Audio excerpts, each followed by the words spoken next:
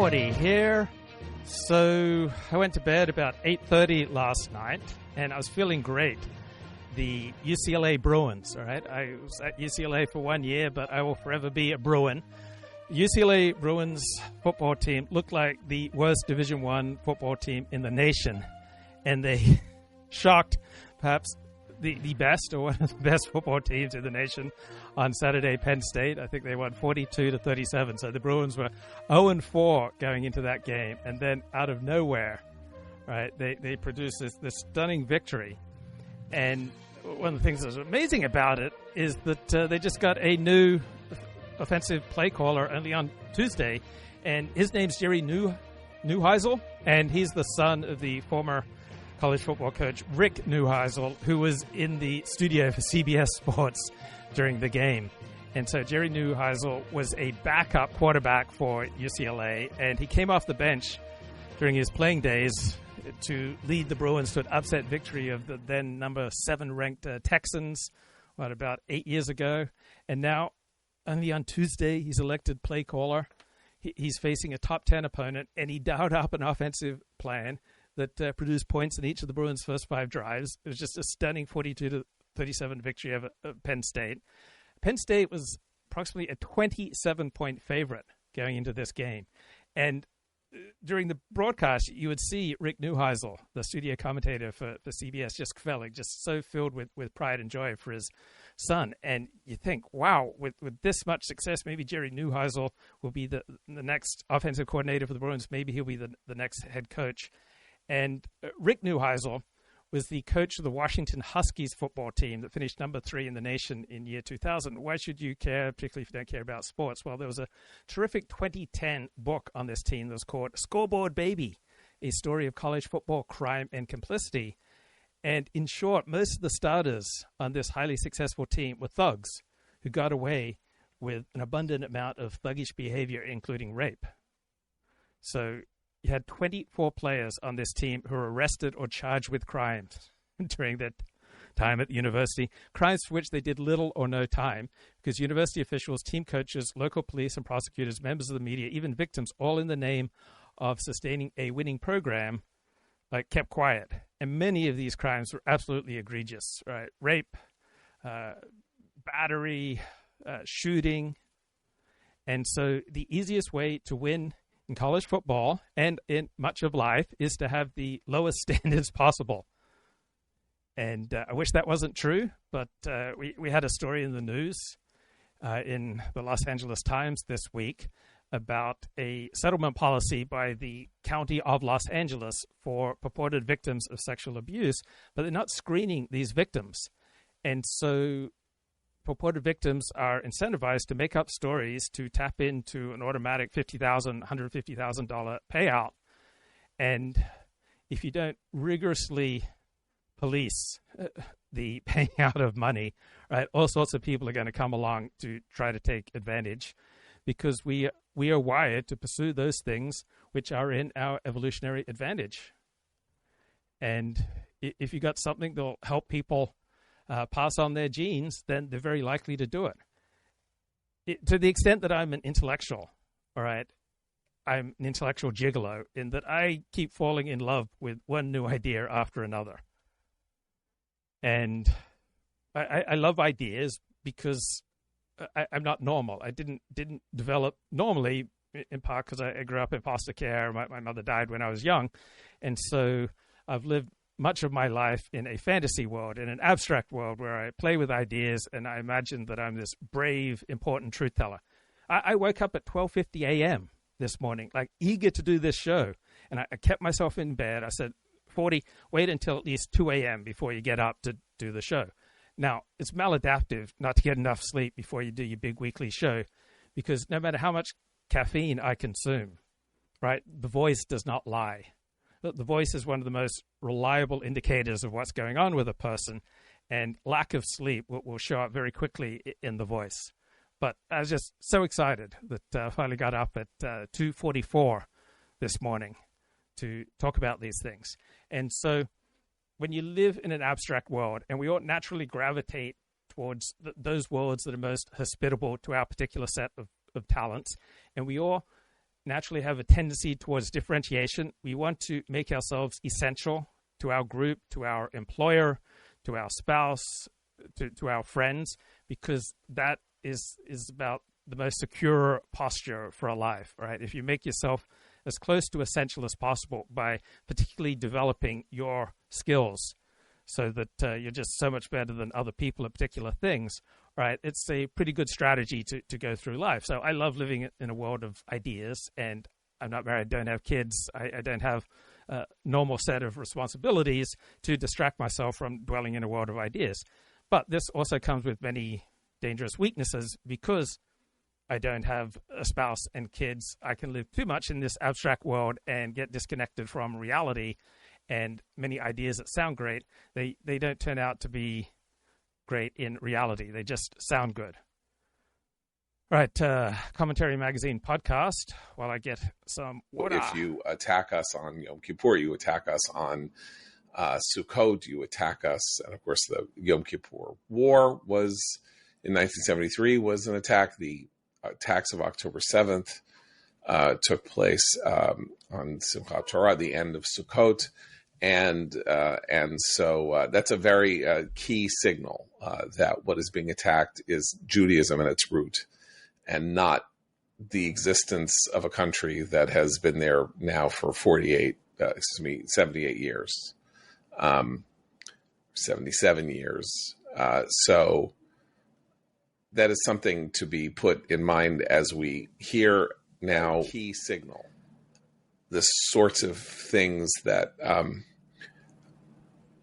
I don't even know, I want to highlight this exactly, but sort of because I don't want to play this game of giving Tucker Carlson's controversy oxygen, but went on social media in the last day or two to suggest that Israel was behind the promotion of anti-Semitic tweets and social media posts in order to. So I was talking about myself as an intellectual gigolo. So there may not be a lot of beliefs that I've held for a long time because I tend to be an enthusiast. So I'm not the most reliable bloke around because I'm always enthusiastic about something, but it's rarely the same thing. But I think one of my longest strongly held beliefs is that you can't make a better world, a better community, better society, or a better person until you arrive at a realistic understanding of what is true. And I think I heard Dennis Prager phrase it that way in the fall of 1988 on KABC radio. So I was about 22 years of age at the time. I was studying economics at UCLA, and I haven't differed from that belief. All right, we have to look truth in the face and be open and honest about the selfish and self-seeking component of human nature if we're going to make any difference in the world. And I love this framing, right? John Podhoretz, this is an attack on Judaism. So just as Christians love Jesus, Jews love Judaism, right? To the extent that Jews affiliate and associate with Judaism, they love their Judaism. And so every group wants to frame things in the most advantageous way possible. So you heard the saying, never let a crisis go to waste. There was a Democratic politician who used that during the global financial crash in 2008. Never let a crisis go to waste. And people do this, right? Women use sex, for example, or whatever is most powerful to try to control people. We all tend to try to shape the niche around us to our own advantage, and we all try to take advantage of crises and change in circumstance, and we all love to frame things that are the most flattering way possible. So instead of understanding, say, terror attacks against Jews as this is a power struggle, and we have different groups with different interests, and in the construction, maintenance, and protection of the Jewish state, right, often there were non-Jews who paid a significant price, and that which is good for Jews is sometimes not so good for some groups of non-Jews. That which is good for Palestinians or for Arabs or Muslims is sometimes not good for Jews and Christians, that different groups often have different interests. This is not inspiring, and so it is much more pleasing to frame attacks on your group as attacks on God, attacks on any notion of decency or the transcendent. accelerate support against people that Israel is playing a role in, what do they call that on social media, in, sort of pushing anti-Semitic posts, which is a new form of, to say that this is now adding a kind of epilogue or, new afterword to the protocols of the elders of Zion is to understate the case. And this guy has the third largest podcast in the United States. Is he saying that? Okay, the number of viewers is not necessarily a good metric on how important or influential a podcast is, right?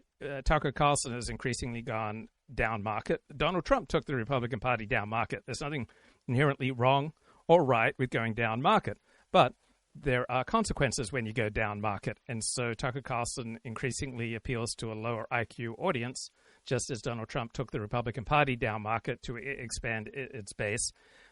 One thing about those with fewer IQ points is that they are less capable and they are less influential in the real world. So that it's the number 3 podcast in the world, not necessarily that important when your listenership is primarily people who aren't very smart. Something like that. Is he saying that he's backed by Israel? Because that's what it sounds like when you say, the anti-Semitism on social media is really, an Israeli op. It sounds like they're saying Israel is funding Tucker Carlson, because I don't know how many people are adding more than Tucker Carlson to the anti-Semitism on social media. So we're almost 2 years since October 7th, and the story is that the world, in the face of an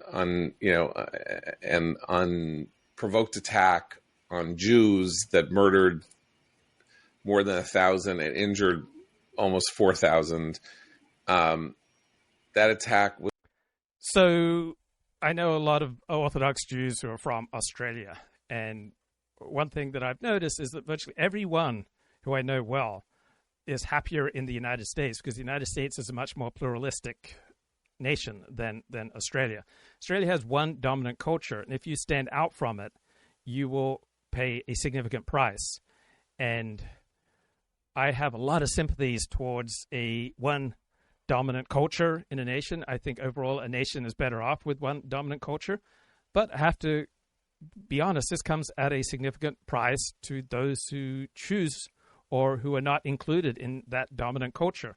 So in Australia, there's one dominant culture. And so if you stand out apart from that one dominant culture, for example, you dress as an Orthodox Jew, you're distinctive as an Orthodox Jew, you're much more likely to get verbally abused and even physically attacked than in the United States, where the country is much more pluralistic. On the other hand, one dominant culture creates much more cohesion and social trust and improved quality of life for the majority. So that which is good for Jews or for gays or for blacks or for Mexicans or for any minority group is not necessarily that which is best for the majority culture, and that which is best for the majority culture is not necessarily best for the minority group. And so it's always tempting to frame things in terms of what is best for my group. That is the transcendent, universal, God-given best for all of humanity. Not necessarily true. So I pretty much worn a yarmulke most places I've gone for the last 25 years. And whenever Israel's at war, I get a lot more pushback. I get a lot more hostility. I get yelled at a lot more. So there are many advantages for Jews having their own state. But with every advantage, there comes a disadvantage.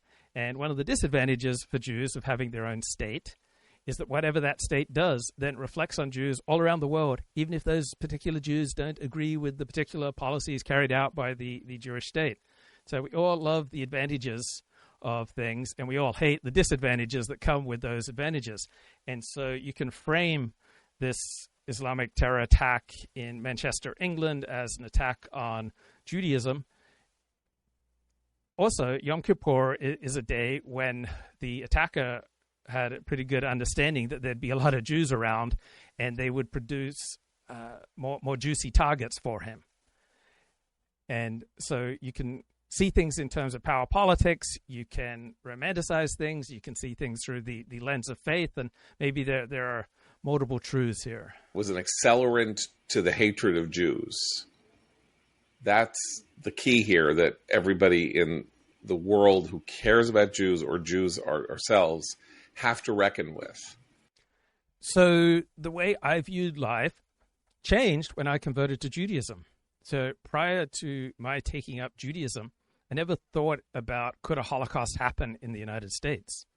But as conversion to Judaism became more and more real to me, right, that possibility became something that I thought about and talked about.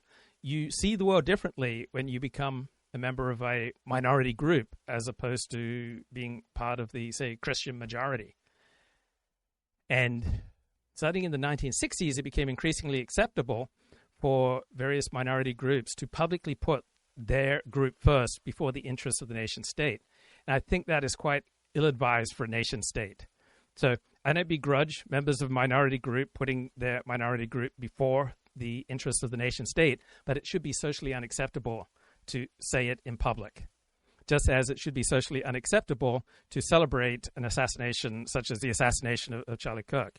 If you are a true believing person on the left, I would understand why you would feel some positive emotions at the assassination of one of your biggest enemies, Charlie Kirk.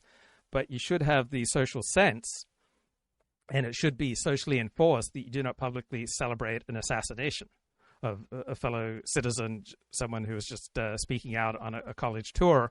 Right? It's ill-advised to celebrate that, and it's probably for the good of society that people pay some price for engaging in that socially maladaptive behavior. Similarly, this Islamic attacker in Manchester, England, his first name was Jihad.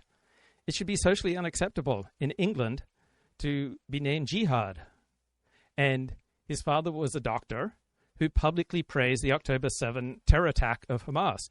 So in a sane society, right, it should be socially unacceptable to praise a terror attack, just like it should be socially unacceptable to say, if you're on the pro-Israel side, oh, I'm so glad that X number of Palestinians died. Right? This celebration of slaughter, right, in a sane, healthy society should be socially unacceptable, even if you feel things that are joyous about the death of your enemies. The most normal, natural thing in the world is to feel all sorts of things that should be completely socially unacceptable. So we can create a much better world if we structure incentives to discourage people from, for example, taking on the name jihad, naming your kids jihad, or publicly celebrating any kind of assassination or terror attack. And so if we had a more cohesive, united society, that would be completely unacceptable. And so even if it comes with some costs to me and to my group, that we move towards a more unified, cohesive society, I think it is for the best. And in certain circumstances, or for example, if I lived in France, I would not walk around with a yarmulke on my head because it's socially unacceptable to do that in France. And I would think twice about walking around with a yarmulke on my head in Australia, in big cities, particularly after October 7. And wearing a yarmulke, it's not a divine commandment. It's much more of a practice. So I don't think it's the biggest deal if one abstains from that. And I should have empathy for non-Jews and for the number of non-Jews who find it bewildering and aggressive when, say, someone gets into their Uber who's wearing a yarmulke, or they're hiring or firing or interacting with a complete stranger in a public space, and someone is wearing a yarmulke. That is a person who's saying, I glorify something that is different. I desire to be different. And we all have a natural tendency to have some negative feelings towards the different. Right? The world hates strangers. It is part of the human condition to have a lot of negative feelings about strangers. And when you wear a yarmulke, when you set yourself apart from the rest of society, all right, you will provoke some negative reactions. So it's not just a matter of your rights and you fulfilling your group destiny or group obligation, or you're standing up for your group, you're also challenging social norms. And in less tolerant, less pluralistic societies in the United States, there's going to be a lot of backlash. And that comes in part because these other societies, perhaps they have more cohesion and social trust and more of a one dominant culture. And that's going to come at a significant price for minorities, including my own group. And what's in the interest of my group is not necessarily in the interests of people outside of my group. So different groups have different interests. That the blood made people thirst for more blood.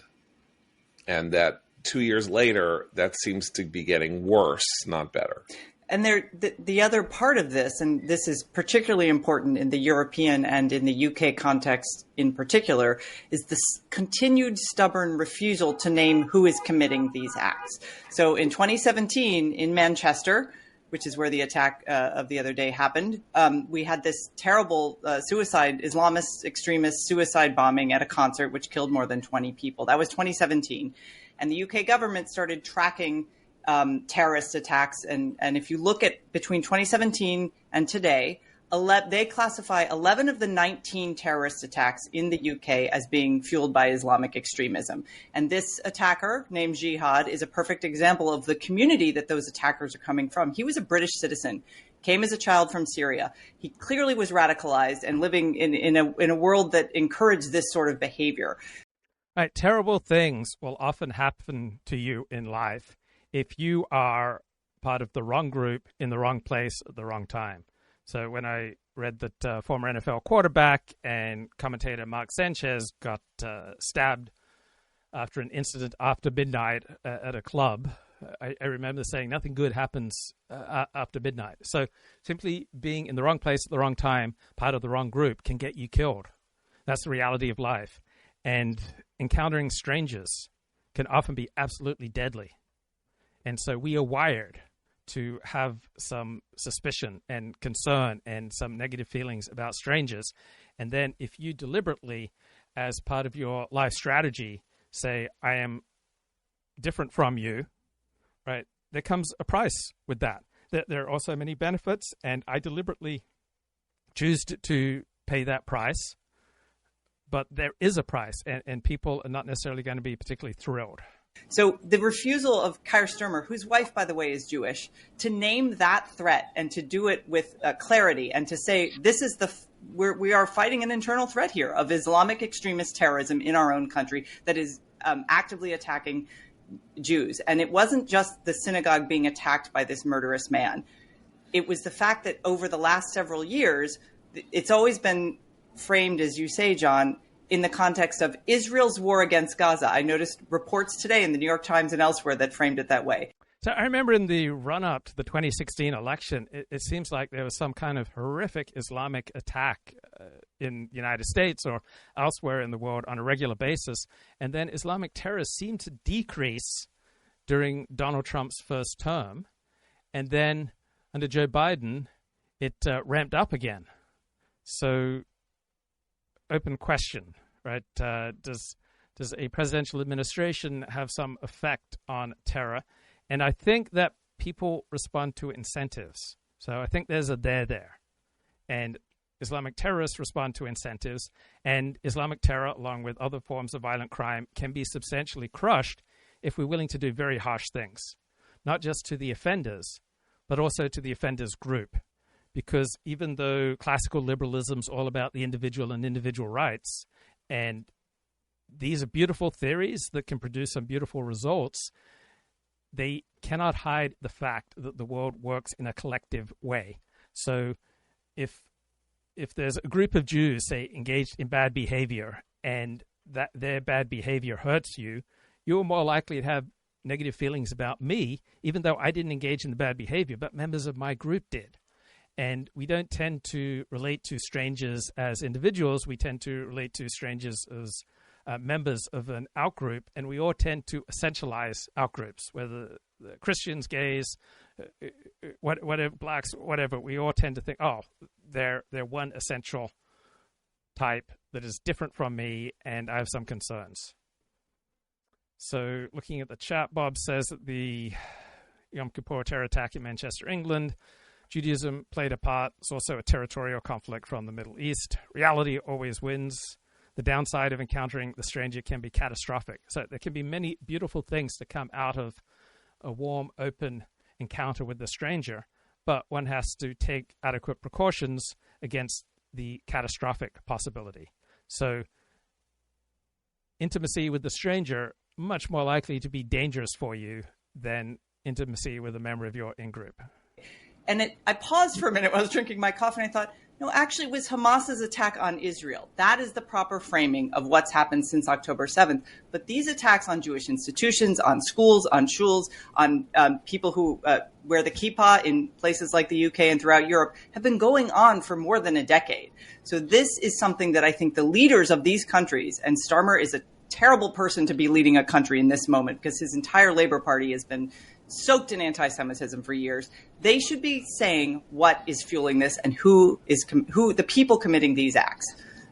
You know, not just yesterday, but as Christine says, for the past 2 years, if you look at the images coming out of the UK and elsewhere, but really especially the UK, out of London, the quote protests, the riots, the pro-Hamas mobs, these images, and there's tons of them, and it happened in the wake of the attack yesterday, and it doesn't look remotely like Europe. I mean, it looks like you're looking at something. So we all shape how other people relate to us, but we don't determine. So Jews can play a role in how other people relate to them. Blacks can play a role. Gays can play a role. And so recognizing that our choices and our behavior and our words has an effect on other people doesn't mean that we determine other people's actions. But we are so wired that we really only want to hear about how awesome our group is and how perfidious the out-group is. So if you want to rise in power and status within your group, the incentives broadly lie with telling your group that you're wonderful, that bad things that happen to your group have absolutely nothing to do with any choices made by members of your group, and that the groups with whom you have the most intense conflicts of interest, that they are perfidious. But how Israel conducts its war in the Middle East is going to shape and affect how non-Jews relate to Jews all around the world. And the more righteously Jews behave with regard to non-Jews, then in general, the better that non-Jews will relate to Jews. The better behaved gays, blacks, any minority group is, right, then the better behaved the majority will be with regard to them. Out of the Middle East, you know, at any point in the past 3 decades, there's just the density of the mobs waving Palestinian flags, shooting off like I don't know, you know, flares, incendiary devices.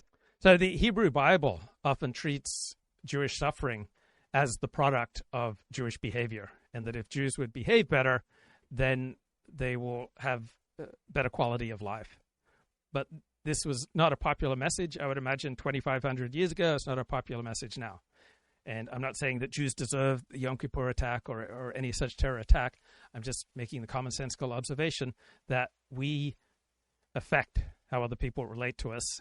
And I remember one time there was this woman screaming at a group of Jews that Jews were human traffickers. And I went up to this woman and said, "Oh, tell me more. I'm interested in what you have to say." So as soon as I showed her an interest in what she had to say, she stopped screaming.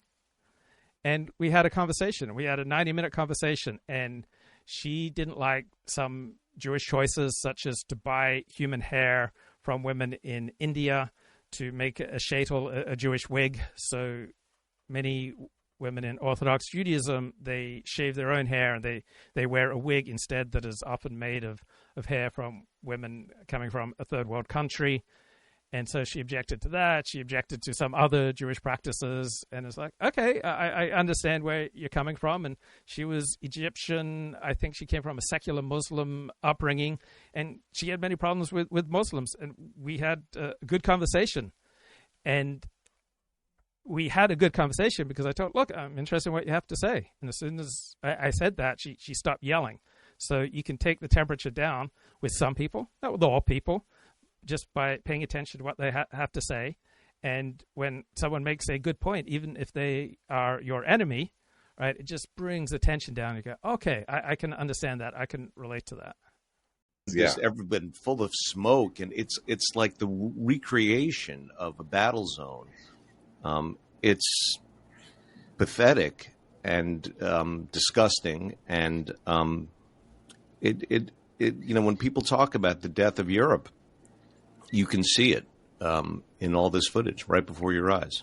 And Manchester has the largest Jewish population outside of London in the UK. It is the second largest Jewish population in the UK, and that is and there's also a very large Muslim population in Manchester. So that tension has been going on for a while. Sorry, I want to read something real quick from the. So if you're not Jewish, you're likely to relate to Jews as the essentialized other. That there's one Jewish condition. And yet, in reality, right, Jews in the United Kingdom are very different from Jews in Los Angeles, right? Jews in Los Angeles do not have the same fear of being attacked or persecuted for being Jewish that Jews in England do. Jews in England are very understated. They are much more aligned with working behind the scenes. They try to keep quiet. It's a much more palpable fear. It feels like there's something like 50 times as many Muslims in the United Kingdom as Jews. And so Jews respond to incentives. Jews are profoundly affected by the culture around them. Who are the most polite Jews in the world? Right? Jews in England, because island nations such as England and Japan are very polite societies, and that wider society then has a profound effect on Jews. When the dominant culture around you, the dominant elite culture around you, say, prizes philosophy, then Jewish intellectuals will incline towards excellence in philosophy. When the dominant elite culture around you prizes law, then Jewish intellectuals will incline towards the study and development of law. When the dominant culture around you prizes literacy or technology, all right, that will affect the incentives for Jews living within that structure. So there was an excellent 5-part series in the New York Times this past week on abuses carried out by members of America's special forces in Afghanistan and Iraq. And this is something that the prestige media excels at, right? They have the resources and they go after bad behavior by their own team overseas. And yet war crimes committed by Americans against non-Americans doesn't really bother Americans. And war crimes committed by Australian soldiers overseas against non-Australians doesn't bother Australians because we all primarily care about ourselves and our group, because it would not be evolutionarily adaptive to be any other way. Now, you can play the status game and say, oh, I'm really concerned by the behavior of my country's soldiers against, out groups on the other side of the world, and that's a particular status game. I do this show to angle for status, right? I want to do such a good show, such a great show that I attract important, valuable, clear-thinking, intelligent, sensitive, morally developed viewers, and I hope to increase my real-life connection with such people and find a wife and get married and have kids, right? I am playing a status game right now. I want status for doing a little bit more of optimizing for truth than your typical show on these topics. So I am not above and beyond status games. You cannot avoid the competition for status.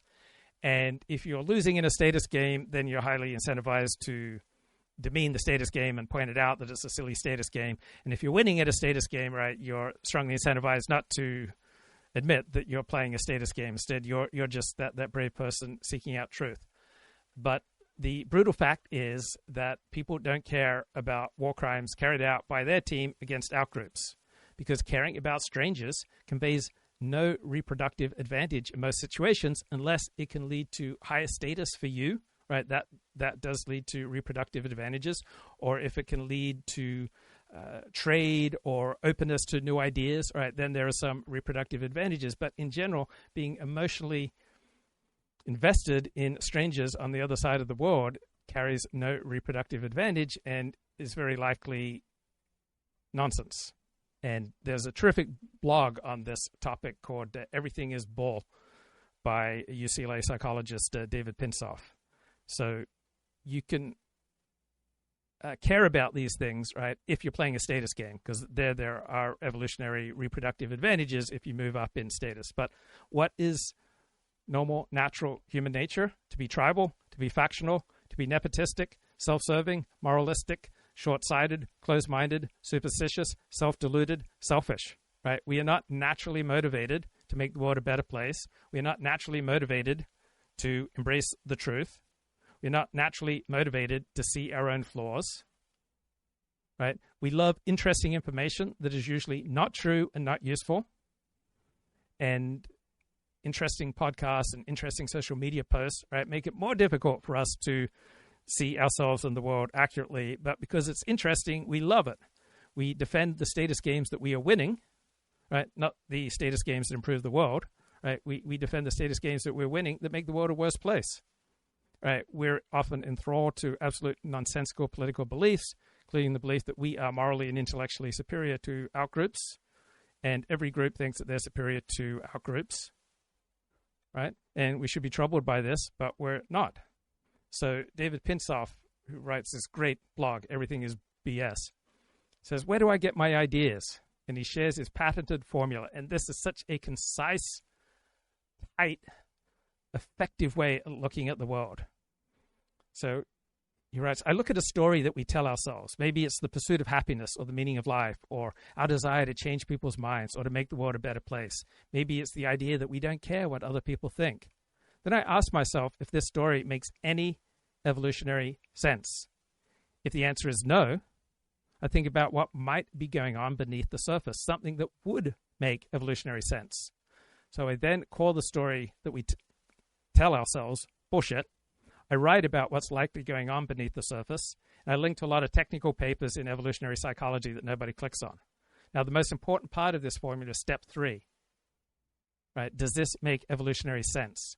And this step is rarely taken by anyone who thinks about human behavior.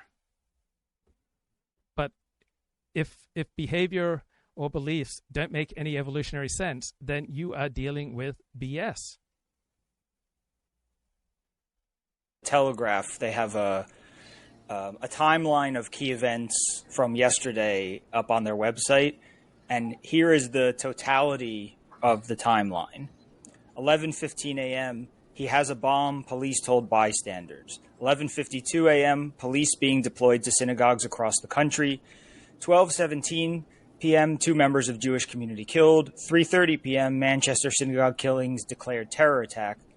7:13 p.m., scuffles break out at pro-Palestine march in Manchester.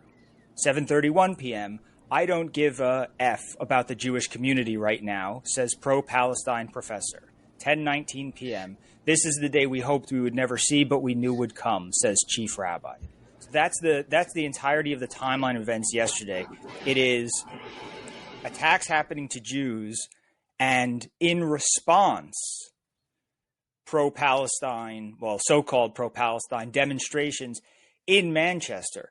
What frame of mind you have to be in to demonstrate in Manchester while they're still combing the scene of a murder in synagogue on Yom Kippur in Manchester? I don't know, but it's not a good frame of mind. And right, one of the downsides of a pluralistic society is that a lot of smart, educated, elite people thought it was a great idea to celebrate a terror attack, to celebrate mass murder and mass rapes, to celebrate things like October 7. All right, that's not a healthy society. Right, that should be a major, major warning that we've gone really off base. And if we built a stronger, dominant culture, that would be less likely to happen. So perhaps we should shape our immigration policy towards creating one stronger, dominant culture that would disincentivize this kind of maladaptive behavior.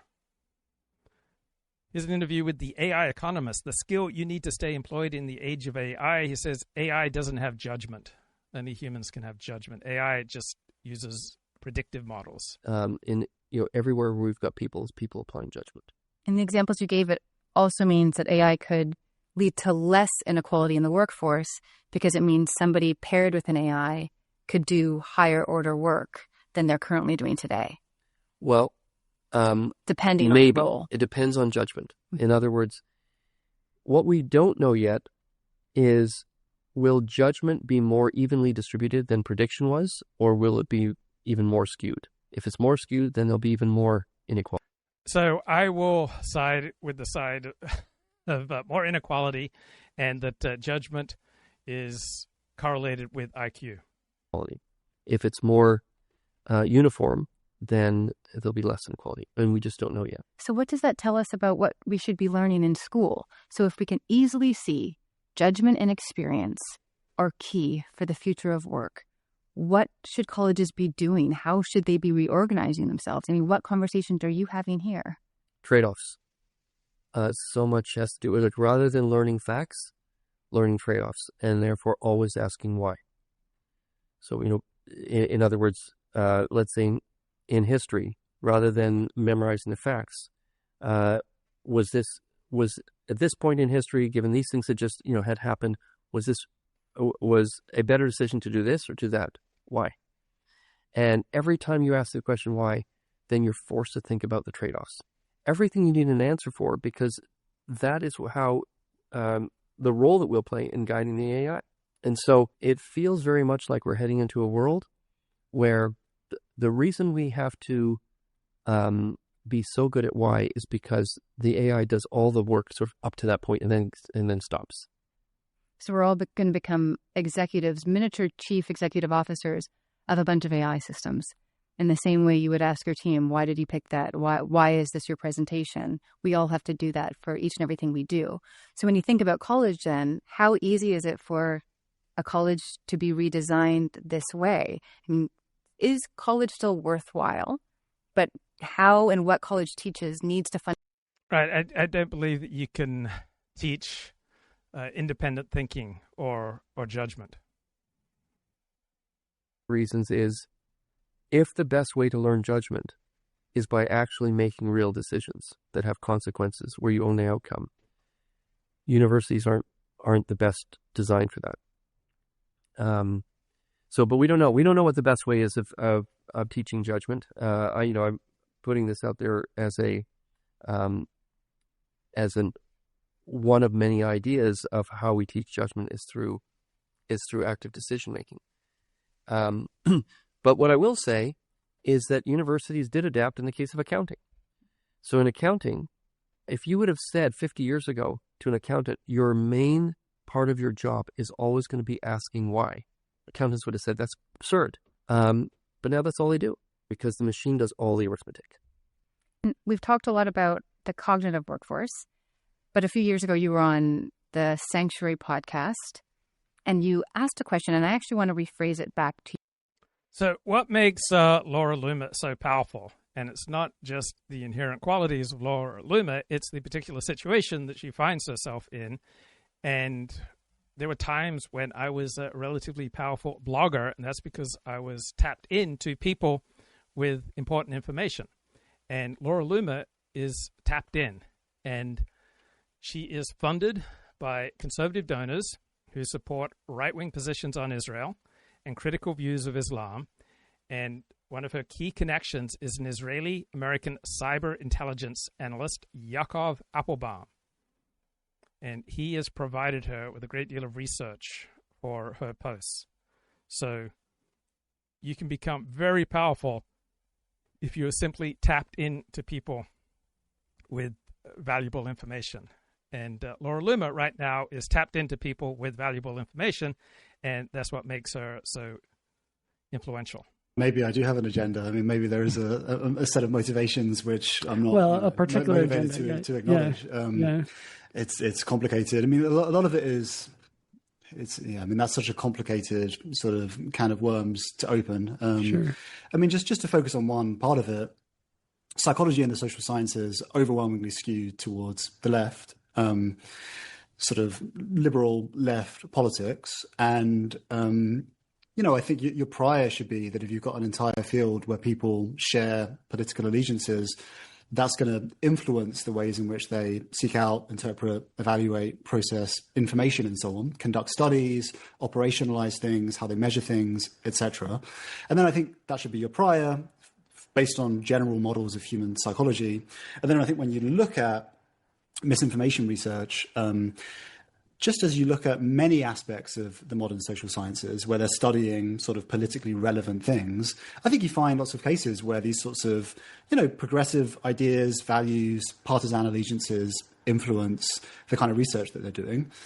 And, there's this sort of familiar set of coalitional dynamics where if you point that out, the inference people are going to draw on is you're not on the right team. Right. So there was an article in Time magazine published recently, which links one of my articles. So you'll get a much easier life and likely to get a reproductive evolutionary advantage if you're a good member of your team, as opposed to optimizing for truth that goes against your group's interests. As an example of someone defending the authoritarian agenda, i.e. defending Donald Trump and MAGA and so on, and his attacks on institutions, which, for anyone who knows anything about my political views, I find absolutely absurd. It's not at all a political coalition that I've got any sympathy for. But nevertheless, the idea is if you're criticizing, or at least if you're even just pointing out that there is a kind of liberal bias in this research in such a heated, polarized political context, then familiar coalitional dynamics are going to kick in, and it's going to be, well, like you're either with us or you're against us, right? If you're criticizing us in this way, you must be trying to support the other team. Right. And I think that makes sense in the context of ordinary kind of partisan debate. I think it's unfortunate that even there for various reasons, but I think it's so destructive to science because science, its esteem within society, which I think is, deserved for the most. Right. Why have Republicans become anti-science? Because science has been taken over by the left and weaponized against them. This part is wrapped up with the fact that it's our best way of escaping these kinds of partisan biases. We try to institutionalize various procedures and we try to enforce various sorts of norms, which are going to enable us to overcome these sorts of, familiar forms of coalitional politics to try to get at the. So many of the more pious pronouncements by leading politicians in England after the Yom Kippur Manchester Synagogue terror attack praised first responders. Well, it turns out the police did not do such a great job, right? The police shot and killed the security guard by mistake. They shot and wounded a congregant. Now, I'm not sure I primarily blame the police, right? I put the blame on the terrorists who created a difficult, challenging situation for police. And I know that the more pressure I'm under, right, the less empathy I have for others, the more short I am with others, the worse my judgment, that my world just shrinks down, the more pressure I'm under. And once you launch a terror attack, you put a lot of pressure on people who then often make terrible decisions. I mean, can you believe this guy's name was Jihad, right? Our society should run on incentives. It should be clear that it's socially unacceptable to have the first name of Jihad. If we'd simply put more resources into catching violent criminals and keeping them imprisoned for longer or killing them if they have committed murder, we would have much less violent crime. This particular attacker, right, he'd already been arrested on suspicion of rape and he was out on bail. The truth. And I think it's a real big problem for science, both in terms of its capacity. That like misinformation research is skewing in a particular way. The one inference is like, well, you're for the other side.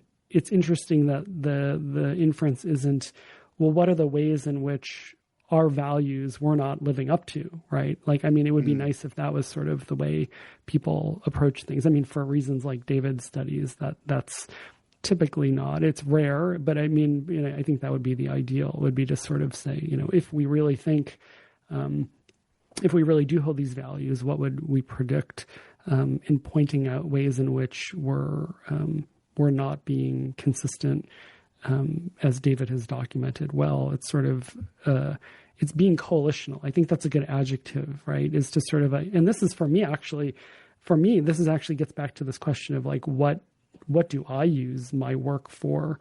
And I often check myself am I being coalitional about this, right? Like it feels good to sort of defend my side, but then I'm like, but is this a situation where I'm taking sides as opposed to taking a principle, right? And there's many times throughout, especially like if I look on social media or these things that are not just sort of dispassionate, like quote unquote boring scientific issues, but these charges. That me personally, I, David Pinsof, have no hope of knowing what's true.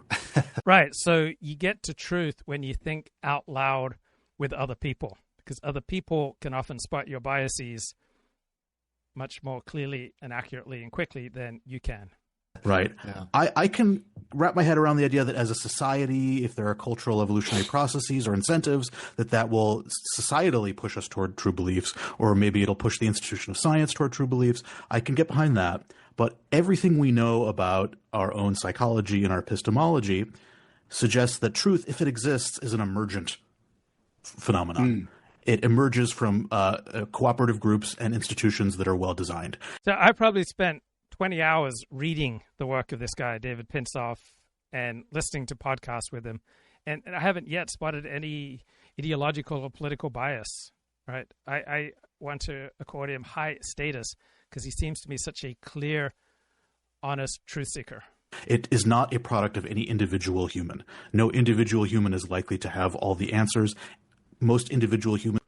Right. So group strategy, once again, beats out individual strategy, right? Individuals are not likely to arrive at truth on their own, right? We need other people to be part of the process, and truth emerges out of a social condition. Humans have their own biases, their own agendas, their own limitations.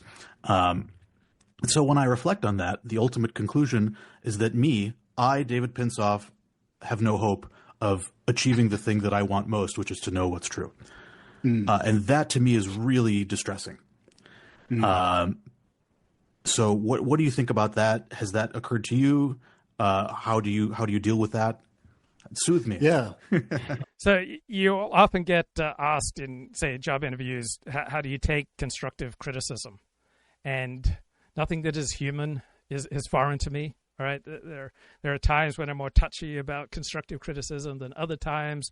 My face might fall when I'm receiving just purely accurate constructive criticism. But accurate criticism makes us better, right? We are more likely to arrive at the truth when we're talking to other people. I can't soothe you, unfortunately. It's a great question. Watch some Jordan Peterson, David. Yeah, maybe he's the throwback. He'll disabuse you of this humility. Jordan Peterson knows what's true. Yeah, I've written a few pieces sort of grappling with that, and I don't have a particularly satisfactory answer. Although interestingly, I'm not really bothered by it in the way that you seem to be bothered by it. So I think if I step back, I think I'm biased in ways that, some ways I'm probably vaguely aware of, and some ways I'm less aware of. And it's almost certainly true that I've got a very selective and partial picture of the world, and I'm fallible in all these different ways. So I do think a certain kind of skepticism is correct. I do think we tend to be absurdly overconfident about our capacity to know the world, especially when it comes to these sort of heated social and political phenomena. And I think that's just true. I think it's something you have to sort of face up to. In a way, the fact that you're facing up to it, I think, is it's a good signal of the fact that you're more reflective about these sorts of things than the average person. And one maybe small area where I disagree is you said that sort of knowledge is a consequence of not sort of individual level cognition, but these broader norms and institutions. And I think that's exactly right. But I'll just add that I do think there are individual differences in cognition. Often I think they're downstream of the social norms that get enforced in particular communities. Like if you're in a community where it's expected of you that you're going to provide evidence and arguments, at least of some kind, when you state a view, it's expected of you that you're going to acknowledge uncertainty if you want to win a good reputation and so on. You're going to end up with I think, more accurate understanding of topics than somebody who belongs. So Jordan Peterson apparently is ill again. This is his daughter. Hey guys, I have an update on my dad. I'm actually just going to read this. It's on my teleprompter, because this is too hard to explain off the cuff, so I wrote it out.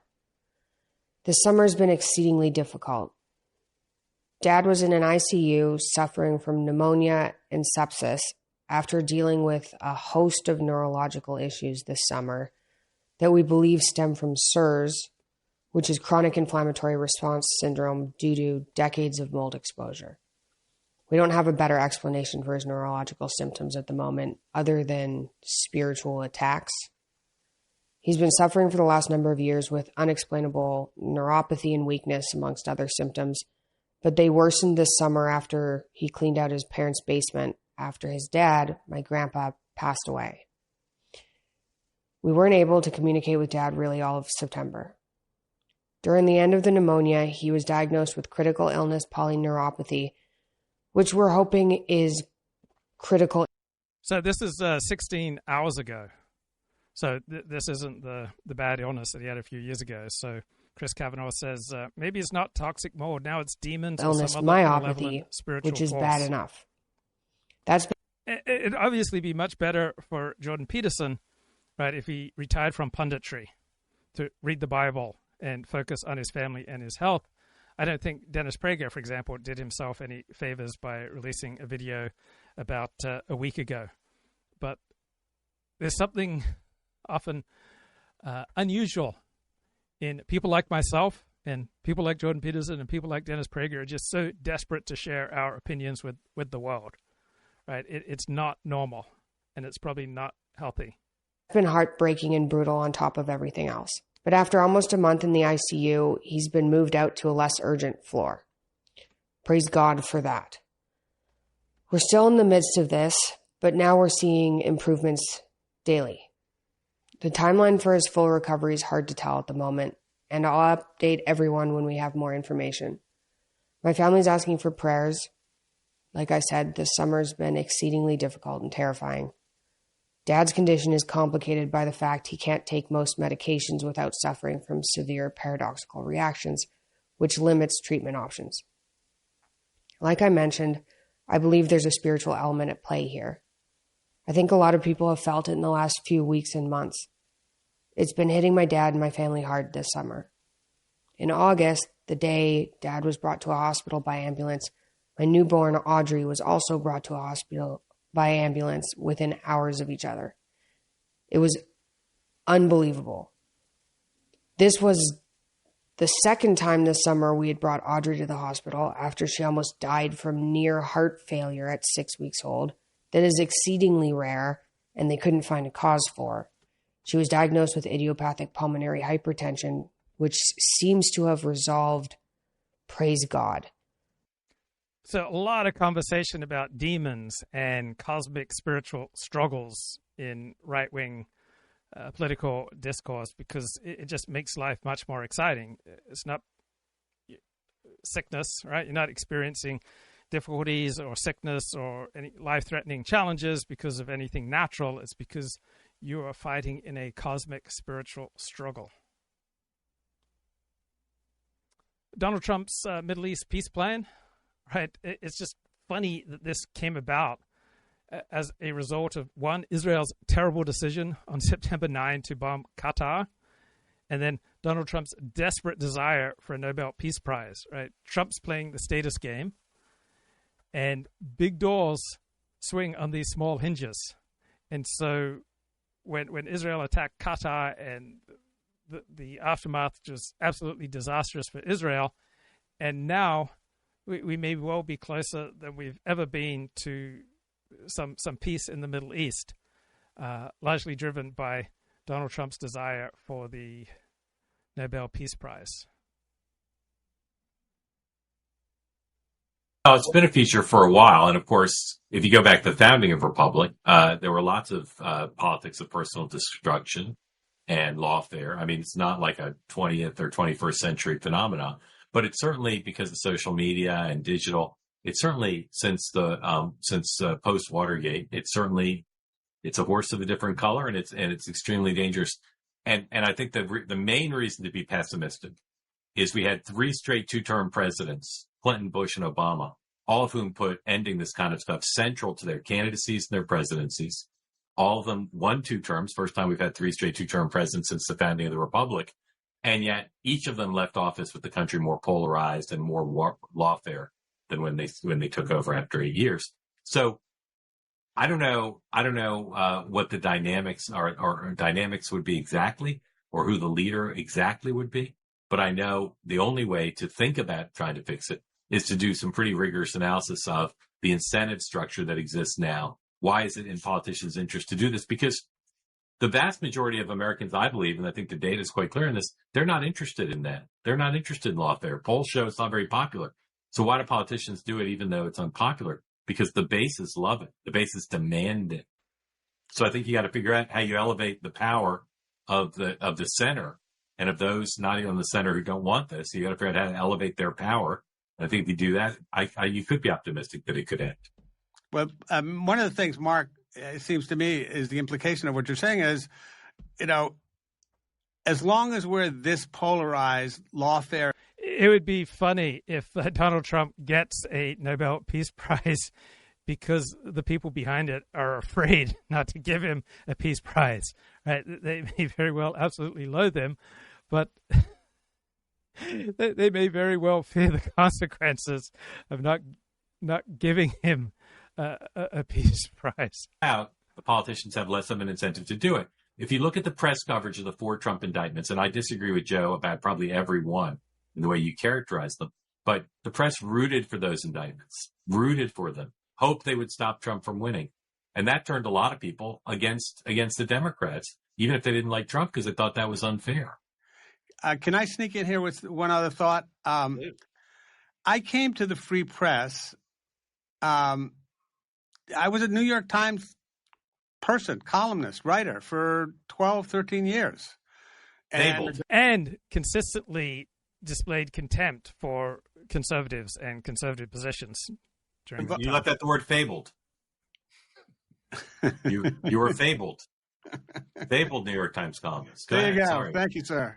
Yeah. If only Andrew Rosenthal agreed with you. But I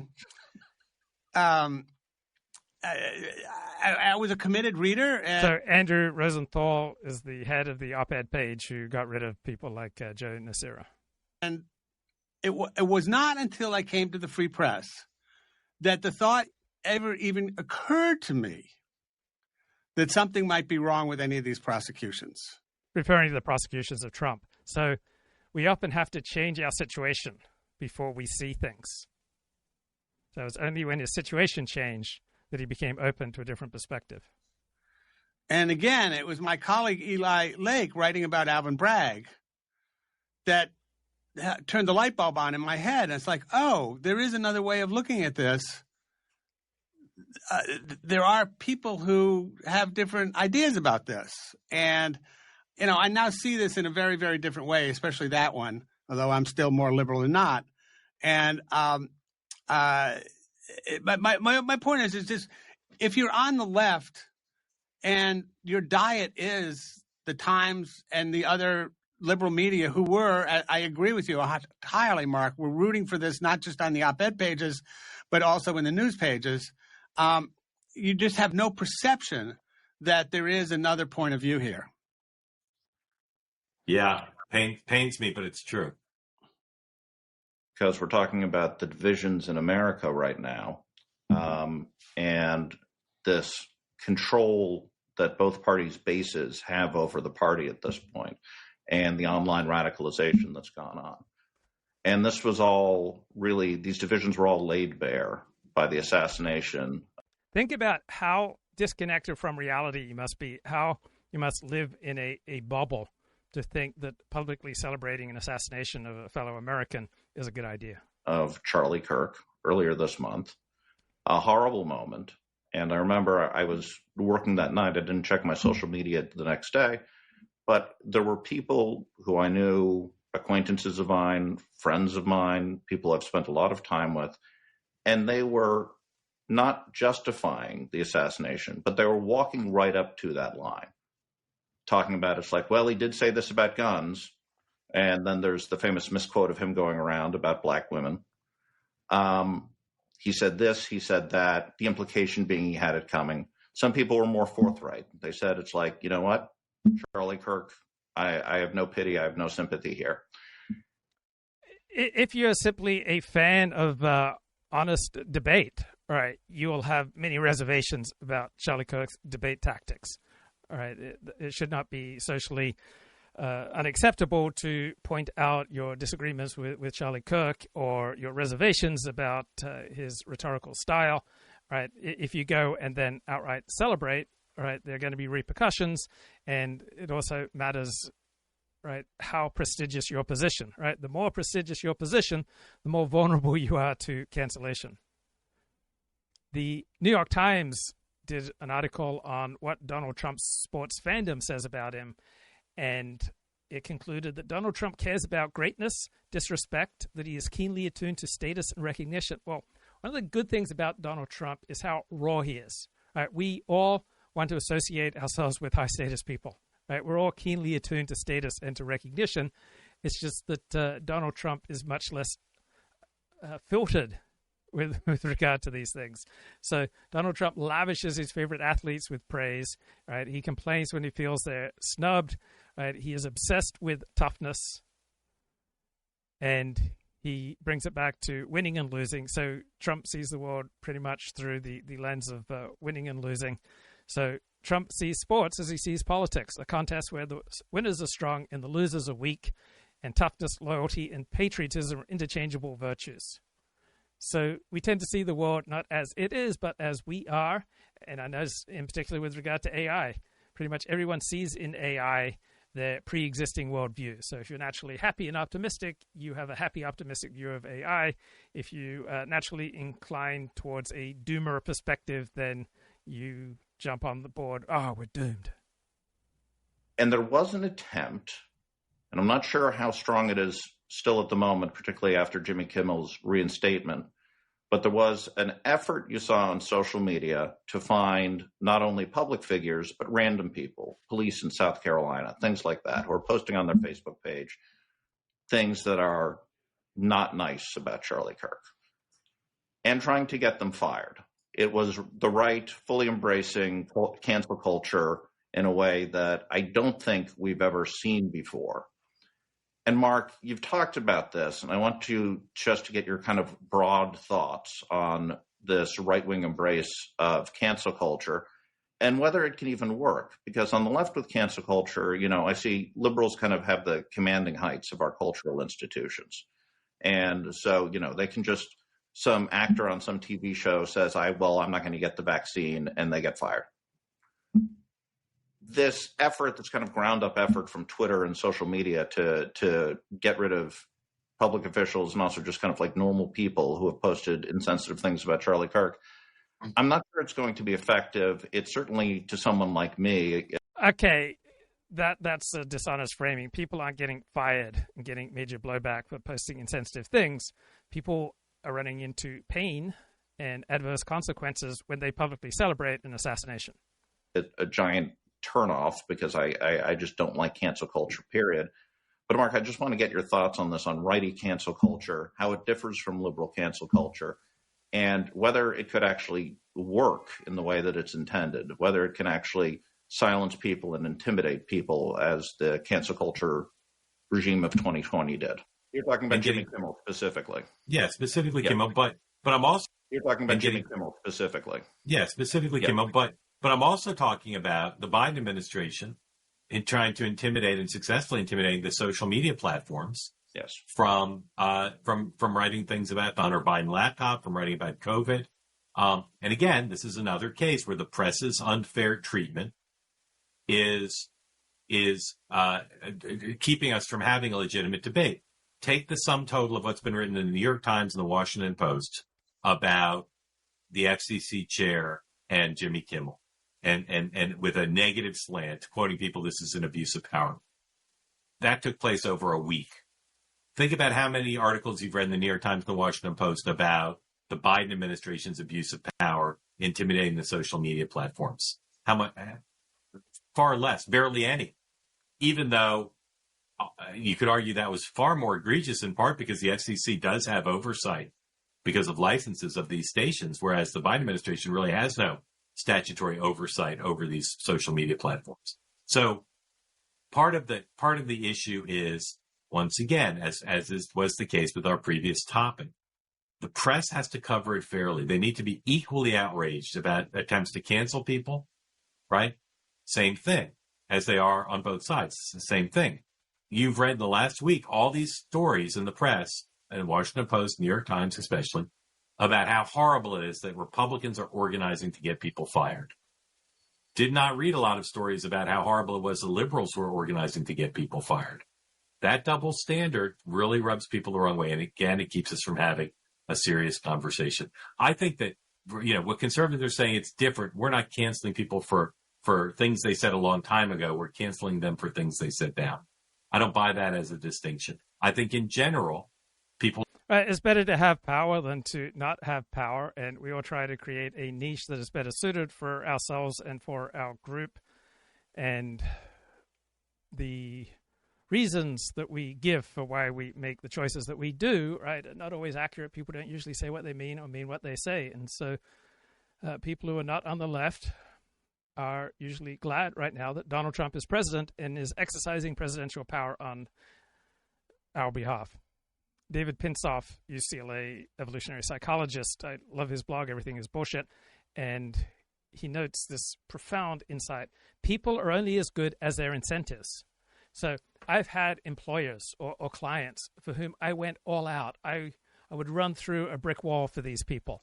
And then other people who demeaned me, I wouldn't make that effort. Right? We're as good as our incentives, and our behavior will largely be aligned with incentives. Now, this is, I think, an important truth, but it's not a sexy story. Because what is interesting and compelling is usually not true and not important. But our behavior is largely determined by our incentives. So incentive determinism is obvious, it is true, it is profound, but it's not interesting and exciting. Right? It's a cold, alien way of thinking. We prefer to think in terms of stories. Right? We want to see the world as revolving around a colorful cast of characters representing warring tribes whom we either love or hate. And we tend to infer people's character by the words that they use and the order in which they use these words. So people love this verbal shortcut to identify the bad guys. So we're strongly incentivized to talk the right way for our group, right? And we naturally incline towards thinking that bad things are caused by bad people, good things are caused by good people, bad people are bad because they're just inherently bad, and it's demonstrated by them talking the wrong way. Good people are just inherently good, and you can spot it when they talk the right way. Therefore, if everybody simply talks the right way and nobody talks the wrong way, then everything will be good. Now, this is nonsense, but this is modern discourse, right? We try to get people to talk the right way.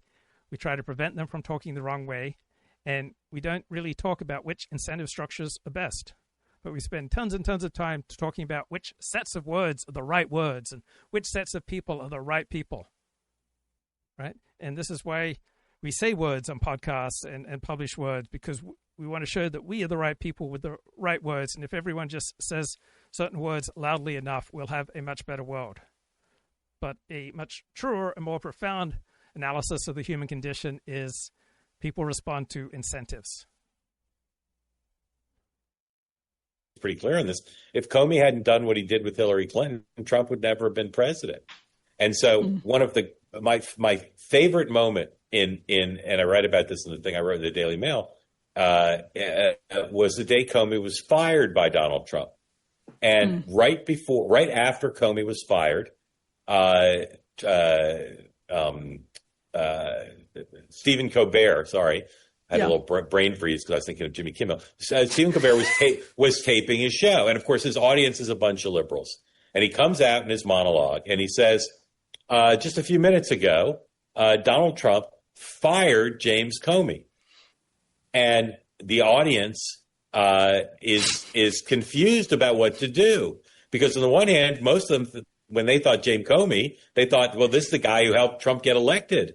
So great that he was fired. On the other hand, if Trump fired him, he must be a good guy. And the audience is kind of paralyzed, cheering, stunned silence. They don't know what to do. And Colbert's confused too. Like he thinks it's bad that they're firing Comey, but on the other hand, Comey's the villain. So my point is that even back then, even before the indictment, just in the beginning of the Trump administration, like in May of his first term, even back then, Comey confused everybody because the press, knocked him down after he helped Trump win the election.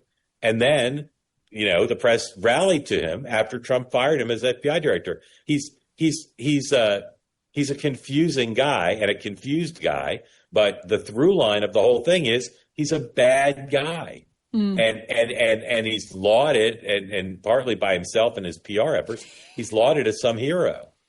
He's also an incredibly weird guy. I mean, Mark, I'm sure you saw his clip about Taylor Swift on his Substack recently. Oh, talking about how he's deadpanning right to camera in front of a wall with the lens like an inch away from his face, seemingly, about how he's a Swiftie. His social media posts about, there was like the 86 one. He just posts random pictures of trees. He seemed to be flirting with the idea that he could run for president at one point. He's extremely strange, and I wonder how he lasted so long in Washington, even before the Trump-Clinton race.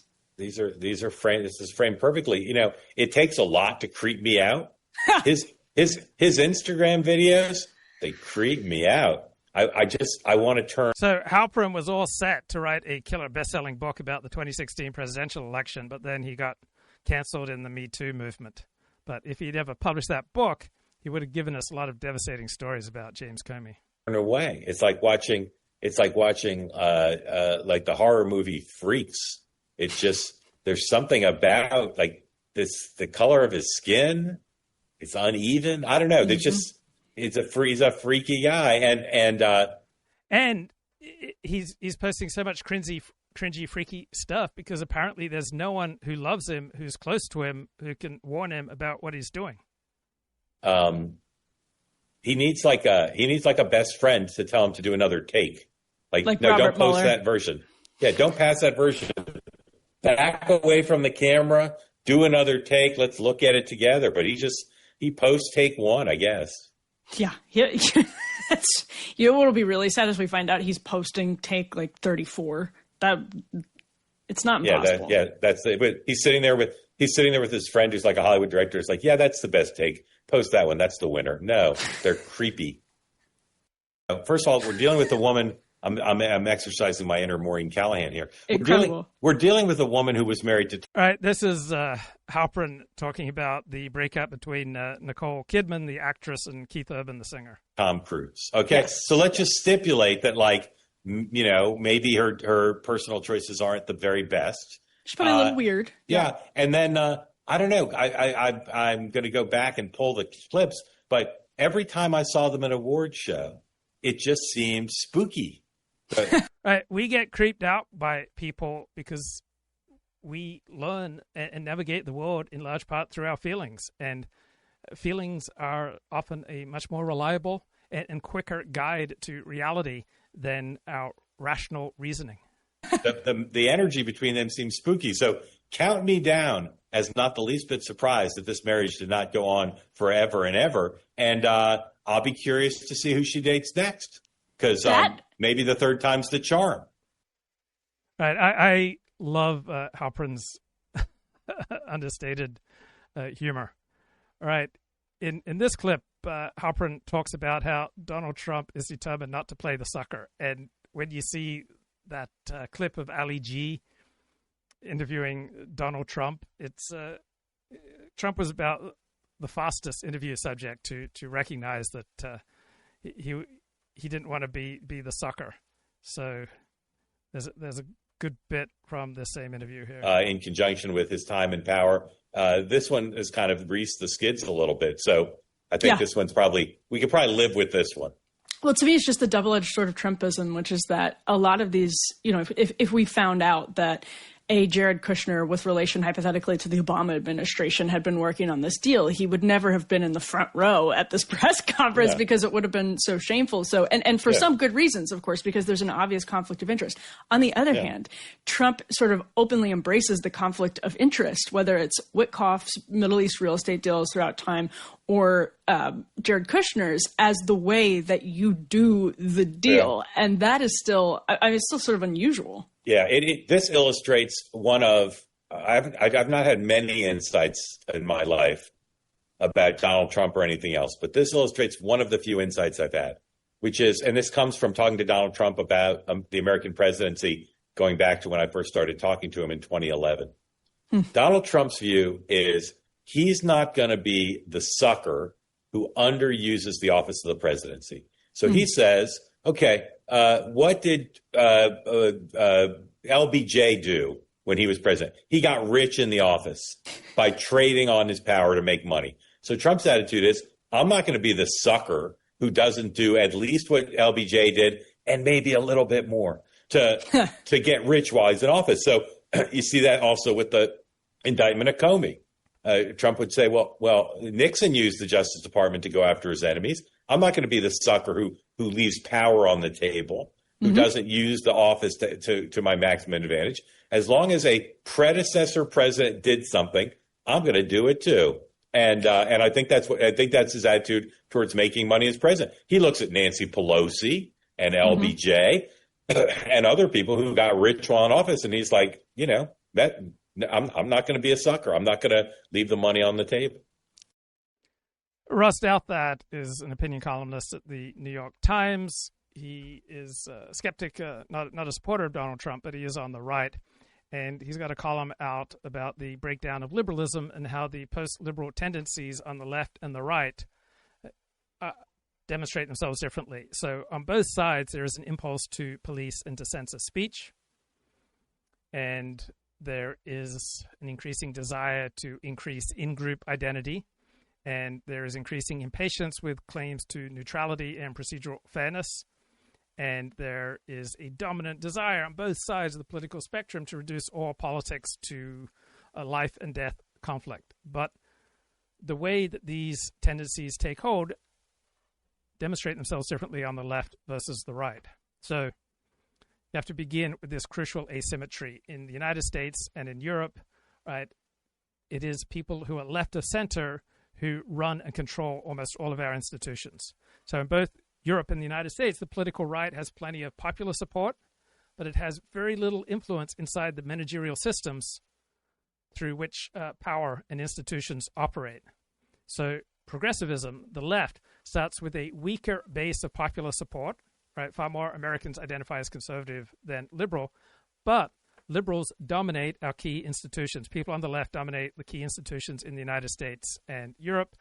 So people on the left have this extraordinary advantage in our institutions, private institutions, public institutions, right? They are the people who run and shape the power structure. So when liberal norms are losing popular acclaim, right, each side is embracing post-liberalism in a way that plays to its strengths. So because of a lack of human capital and a lack of people who are right-wing in our major institutions, the only way for the right to take over institutions is from the top down, where Donald Trump issues edicts or Elon Musk buys Twitter. The left pursues its agenda through increasingly radical measures carried out through complex, indirect, and bureaucratic means. Right? They use state power and institutional power, usually subtly, to reshape institutions, public and private, and to create systems that repress people from saying the wrong thing and doing the wrong thing without being obviously police state repressive. On the other hand, the populist right consistently revolves around some charismatic outsider politician who attacks the institutions, who attacks the existing political class that's hopelessly compromised, claims to have a mandate to sweep away their rule. So whether it's Donald Trump or Nigel Farage in Britain or Marine Le Pen in France or Viktor Orban in Hungary or Giorgia Meloni in Italy, right, in the post-liberal populist world, it's intensely loyal to charismatic leaders, and these people become the focus of loyalty and intense opposition. They present themselves as champions of the forgotten man, and they are attacked as dictators in the making. While people on the left, right, they try to effect dramatic changes outside of politics, outside of the democratic process. They try to survive or sidestep backlash from voters, and they try to get things done subtly behind the scenes through control of institutions.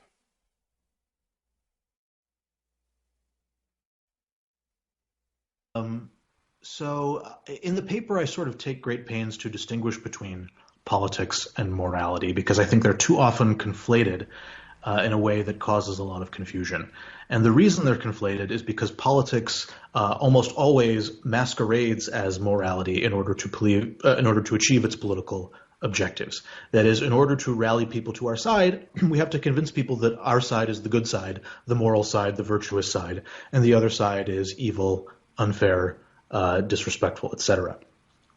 So morality is our chief weapon in our political arsenal, and that is why it is often so easy to confuse morality with politics as if they were the same thing. That is, to confuse moralism with morality. And in the paper, I try to differentiate politics and morality in the following way. I describe politics as being centrally about conflict and loyalty to one or the other side of that conflict. That's what I think politics is ultimately about. Okay. And morality is ultimately about cooperation, that is, working together for a mutual benefit, and impartiality to either side of a conflict and working to resolve conflicts. So this is the most profound theory of how politics works in reality that I have heard yet. In that sense, once you cleave politics from morality, morality starts to look pretty nice. So in that sense, I don't think that morality as distinguished from politics can be described in the same sort of cynical terms as being about, self-interested flouting of moral principles. I think we do have genuine moral principles that are shared between liberals and conservatives. I think the prevailing view that ideologies are about moral disagreement is actually backwards. I think at the heart of our political disputes is moral agreement. That is, we are using the same moral language, the same moral intuitions to try to win political conflicts. We're trying to cast our side as the fair side, as the side for freedom, the side for patriotism, the side for compassion. And we couldn't have those political fights if both sides didn't care about compassion, freedom, fairness, etc. So I think right. So the interview subject in this video, David Pinsof, is a professor of evolutionary psychology at UCLA, and here he's talking about the alliance theory of political belief systems. We have common moral intuitions that partisans compete to activate, and that underlies a lot of our political discourse. And so, again, if your theories... There are some personality differences between liberals and conservatives. There are some psychological differences between liberal and conservatives. The question is, what role do they play? In my view, they play a secondary role to alliances. And there are two ways that personality...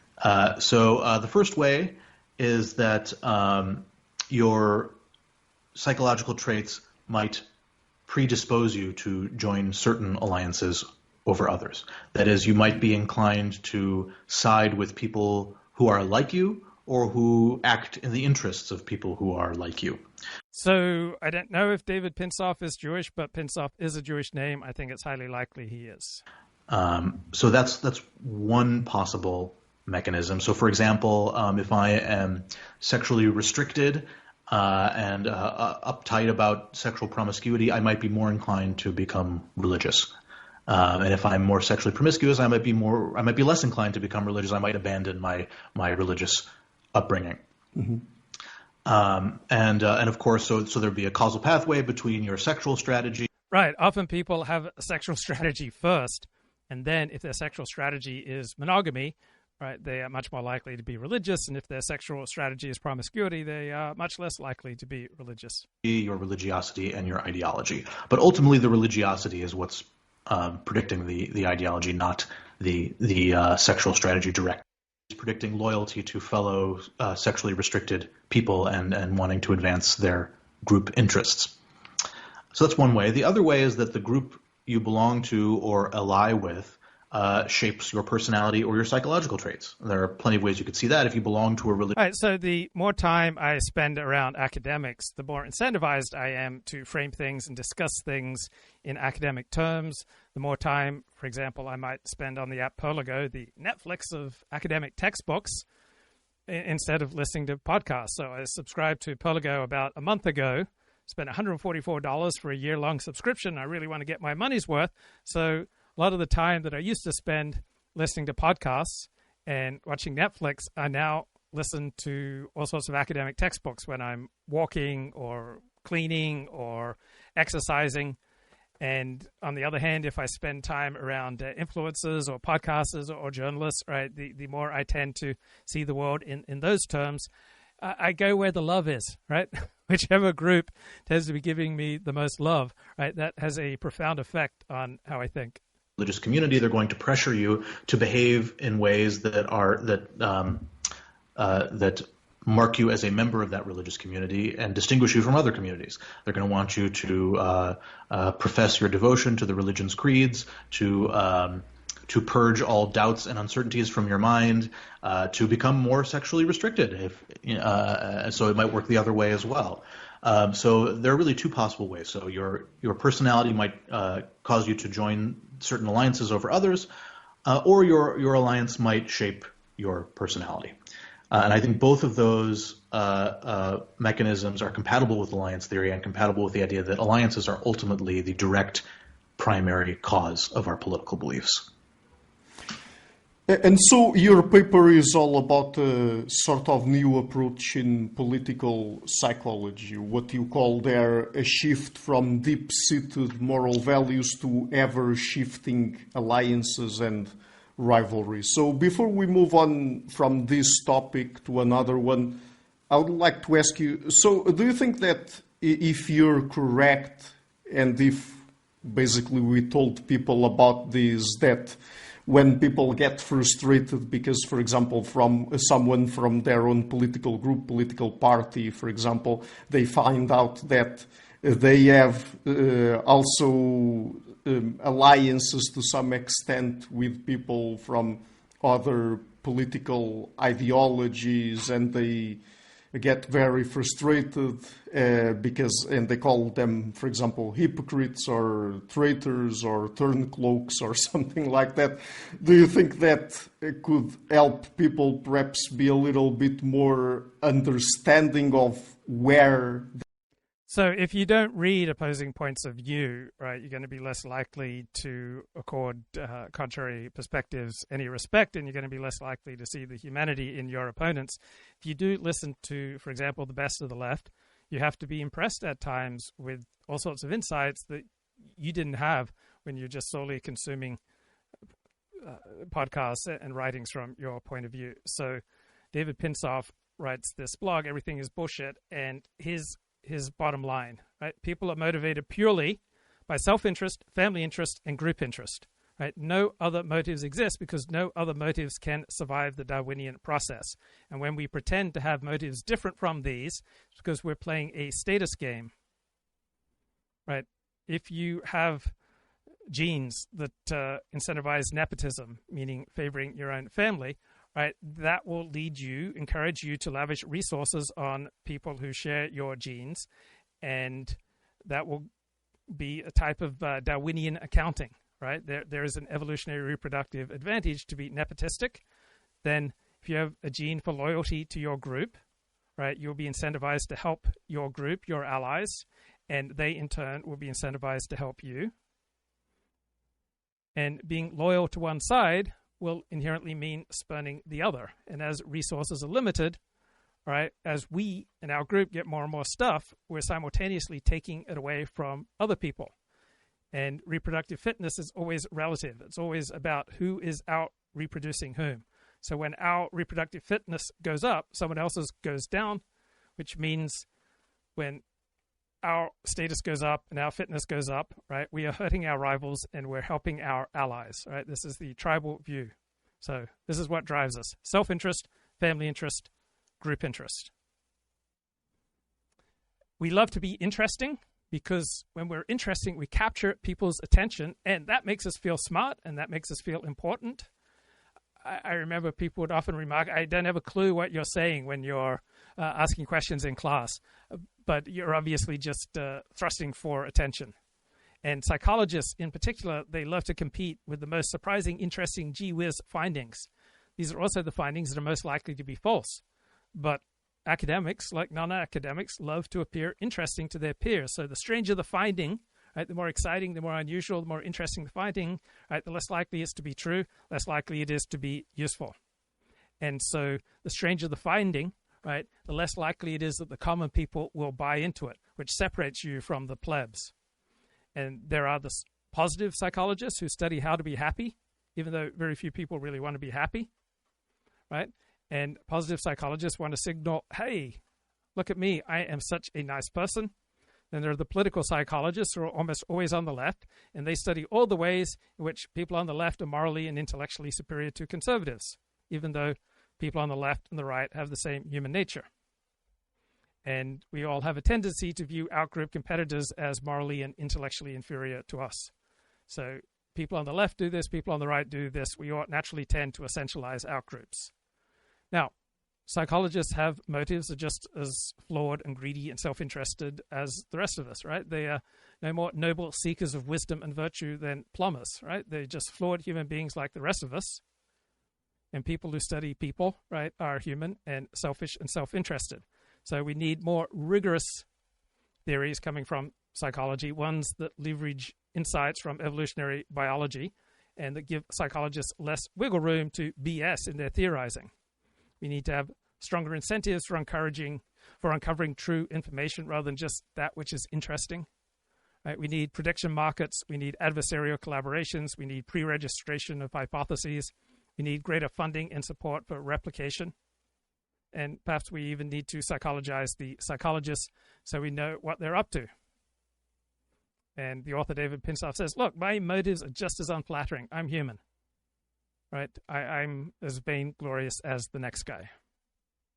That behavior comes from, and perhaps also the fact that they probably also do that themselves, and perhaps be a little less divisive in their political approaches, or is that too optimistic?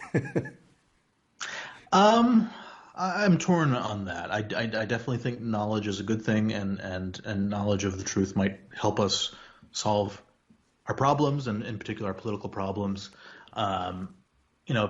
Sometimes studying this makes me depressed and cynical and pessimistic. Sometimes I see a bit of a silver lining. I think one silver lining you might see is that this shows us that we're really not as different as we think we are, that we don't have these deep-seated worldviews that are completely clashing and at odds with one another. We don't have fundamentally different moral principles. We basically have the same moral principles. We all care about fairness. We all care about helping people who are truly in need. We all care about welcoming people into our group when they pose no threat and when they're willing to be an asset to our group. And the differences really come from our beliefs about those things, about what is unfair, what is fair, whether the people we want to welcome really are a threat or not, whether the people we want to help really are in need.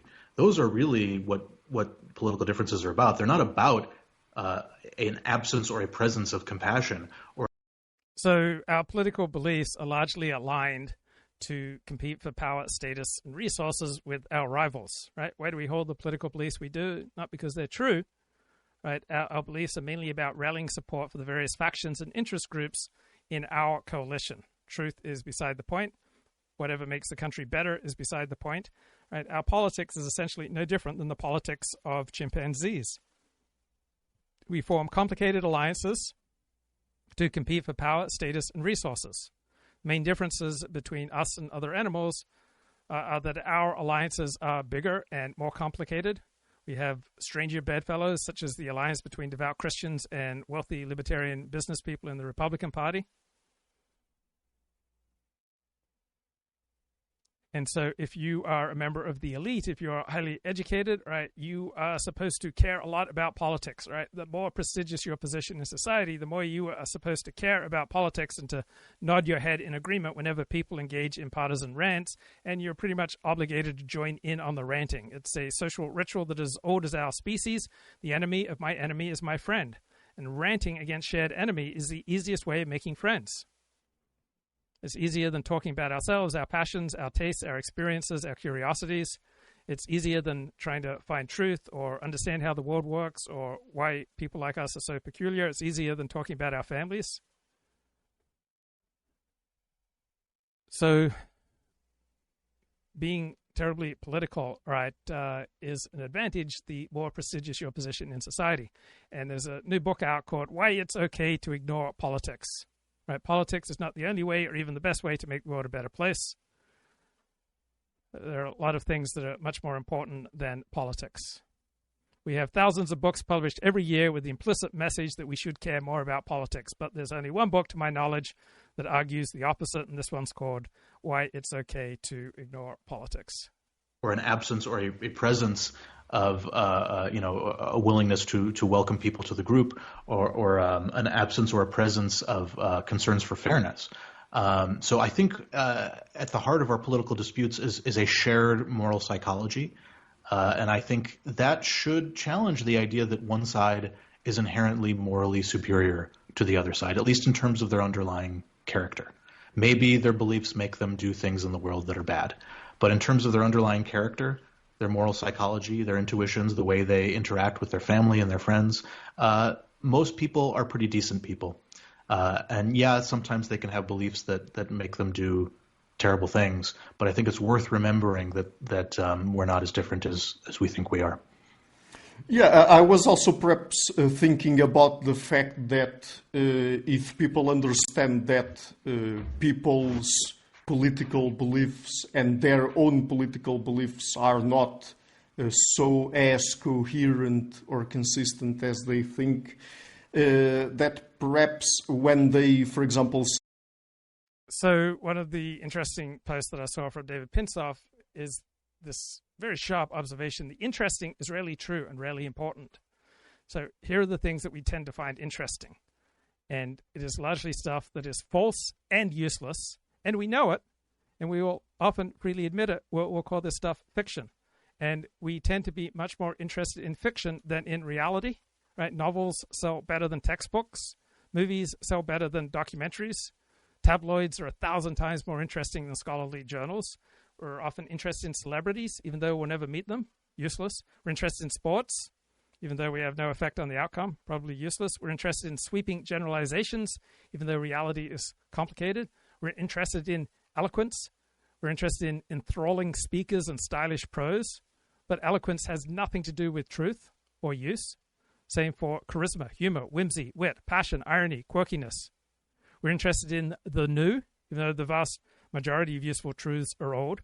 We're interested in spiritual flim-flam about the meaning of life, even though it's too vague to be useful. We're interested in self-help gurus who can confidently tell us that we can be the best, even though that is logically impossible. We're interested in contrarian hot takes, even though the conventional wisdom is usually more true and more useful. We're interested in simplistic partisan rants. We tend to be bored by nuanced policy analysis. We're interested in stuff that confirms our preconceptions. What is actually useful? The tax code, home repair, how cars work, retirement planning, non-collateralized loans, the policies that go through Congress, the words that we sign through DocuSign in contracts. So human beings have been around for about 200,000 years, and most of the time we really aren't that incentivized to be interested in what is true and what is useful. So we use much of our brain power to rationalize and excuse our own bad behavior, to gossip about office politics and our social life. Right? So our brain isn't a fundamentally social brain, and it's not primarily a truth-seeking brain. So this is what we find interesting. We want to fit in with our group. We want attention. We want to form cliques. We want to display our superiority. We want to display our group's superiority. We want to persuade people. We want to signal. We want to be flattered. We want to one-up everyone else. We want to show that we're on the same page as the people we want to be close to. And we want to be associated with high-status people. So when you encounter someone who's eloquent and cool and they're witty and creative, right, very likely to be high status. And if you can connect with someone who's high status, right, that can increase your own status. Your side. Yeah. Once you realize that your side is just a cobbled together patchwork of inconsistent beliefs. Right. That if you think that your side has a coherent... Right. Maha makes no sense to me. Steve Saylor wrote a column about Bobby Kennedy and the Maha movement. Makes no sense. But if it helps Donald Trump get elected, then I'm not going to devote a lot of time trying to take down Maha.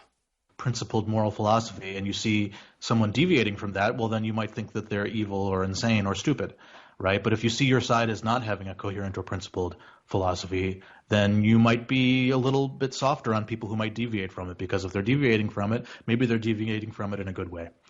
That's one hopeful way of looking at it. I'm not optimistic about political extremists being softened by these ideas, but I think it might affect people who are a bit more moderate at the margins. Mm-hmm. And so, and he's got another theory that I love, and I think is profound: intergenerational competition theory.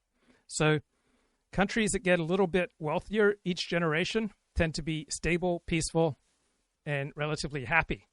It's only when people despair about being more economically well off than their parents that things start to fall apart. So the burn it all down of Trumpism and the huge increase in the deaths of despair, it's not because Americans are necessarily so poor and disadvantaged, it's that people see themselves as significantly poorer and more disadvantaged than their parents, right? People assume that they're going to be better off than their parents. So it just feels wrong to us to not be better off than our parents. All right, we're all trying to outcompete our parents and our grandparents. Old people are never considered cool. And so when you see that your parents and your grandparents achieve more in economic terms than you have, or in status terms than you have, then that makes people despair. So what do we want? We don't just want to make money. We want to make more money than our friends and our neighbors and our peers. We don't just want a job. We want a more prestigious job than our peers. We don't just want people to like us. We want people to like us more than they like other people. We don't just want to be educated. We want to have better educational credentials than our competitors. We don't just want to belong to a group. We want our group to be better than other groups. We don't just want to have opinions. We want to have the most interesting opinions, more interesting than other people. We don't just want to be attractive. We want to be more attractive than our rivals. We don't just want to be good. We want to be holier than thou. We don't just want to help the environment. We want to be greener than thou. We don't just want a house. We want a prettier house with a nicer view and a better school district than other people have. Right? So why do we have these kind of icky competitive desires as a product of natural selection? Right? When these desires drive you, right, you are more likely to reproduce than people with less intense, icky, selfish desires, right? We are driven to accumulate physical stuff, such as food and territory, social stuff, friends, mates, and we want status and power. And this competition has raged over thousands of generations, and winners leave more descendants than the losers. And we're all descendants of the winners, and we have winning characteristics, such as these selfish desires, and we're also incentivized to conceal these truths from ourselves and others so that we can more effectively win. Changing topics now. In the Post is very much a highfalutin intellectual kind of meaning, trying to come up with a philosophy of life that is coherent. But there's a different kind of meaning that you might call emotional meaning, the feeling that what you're doing is meaningful. And I think that is very much not has an emotional sense of meaning. I mean, even just raising a family is a meaningful activity. Anyone who has a family will tell you that, you know, trying to raise their kid and have a good relationship with their kid is a meaningful project to undertake. And how I think about the emotional aspect of meaning is basically it's evolution's way of telling you that this activity is in your long-term fitness interests. It might not pay off right now. It might not pay off immediately. It may not pay off at all. But probabilistically and in the long run, it's good to invest in this activity. So, you know, if you think about your biological fitness, it's very straightforward in the case of raising a family. It takes a really long time to rear a child to maturity and to make sure that they're successful and well off and high status and going to give you lots of grandkids. That's a very difficult and long run project that will have lots of setbacks and obstacles and discomforts and pains and conflicts, right? So what are political ideologies all about? So here are 9 confusing things that American conservatives have believed in the past decade. People should not be so easily offended, but Black Lives Matter is offensive. Nobody deserves a free handout from the government except the country working class white towns in America's heartland. We ought to be more suspicious of foreigners, but less suspicious of Vladimir Putin. People should be allowed to express their political opinions freely in the workplace, but athletes should not be allowed to kneel during the national anthem. One of the biggest problems facing America is violent crime, but not gun violence. People who are poor in America have no one to blame but themselves, unless they are working-class white people, in which case they should blame immigration, international trade, and reverse discrimination. The government should not interfere with our personal liberty to own a gun, but it should interfere with our personal liberty to consume pornography. We ought to respect the integrity of the American military, but not the FBI. We should respect authority, except climate scientists, the IRS, the EPA, the CDC, public universities, the national news media, government regulators, Barack Obama when he was president. And here are 9 confusing things that Democrats have believed in the past decade. It's unfair for corporate CEOs to make millions of dollars a year, but it is fair for Hollywood movie stars to make millions of dollars a year.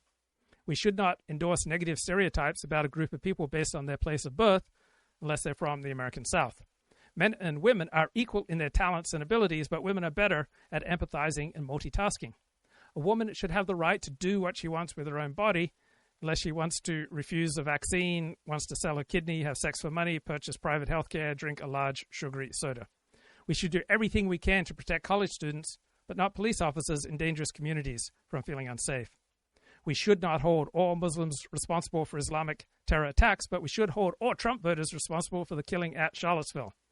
We must stand in solidarity with labor unions, but not police unions. We should believe the sexual assault allegations against Brett Kavanaugh, but not the sexual assault allegations against Joe Biden. We should show empathy and respect to all groups unless they are uneducated, southern, working class, pro-life, devout Christians, business people, white people, men, members of the military, or Republicans.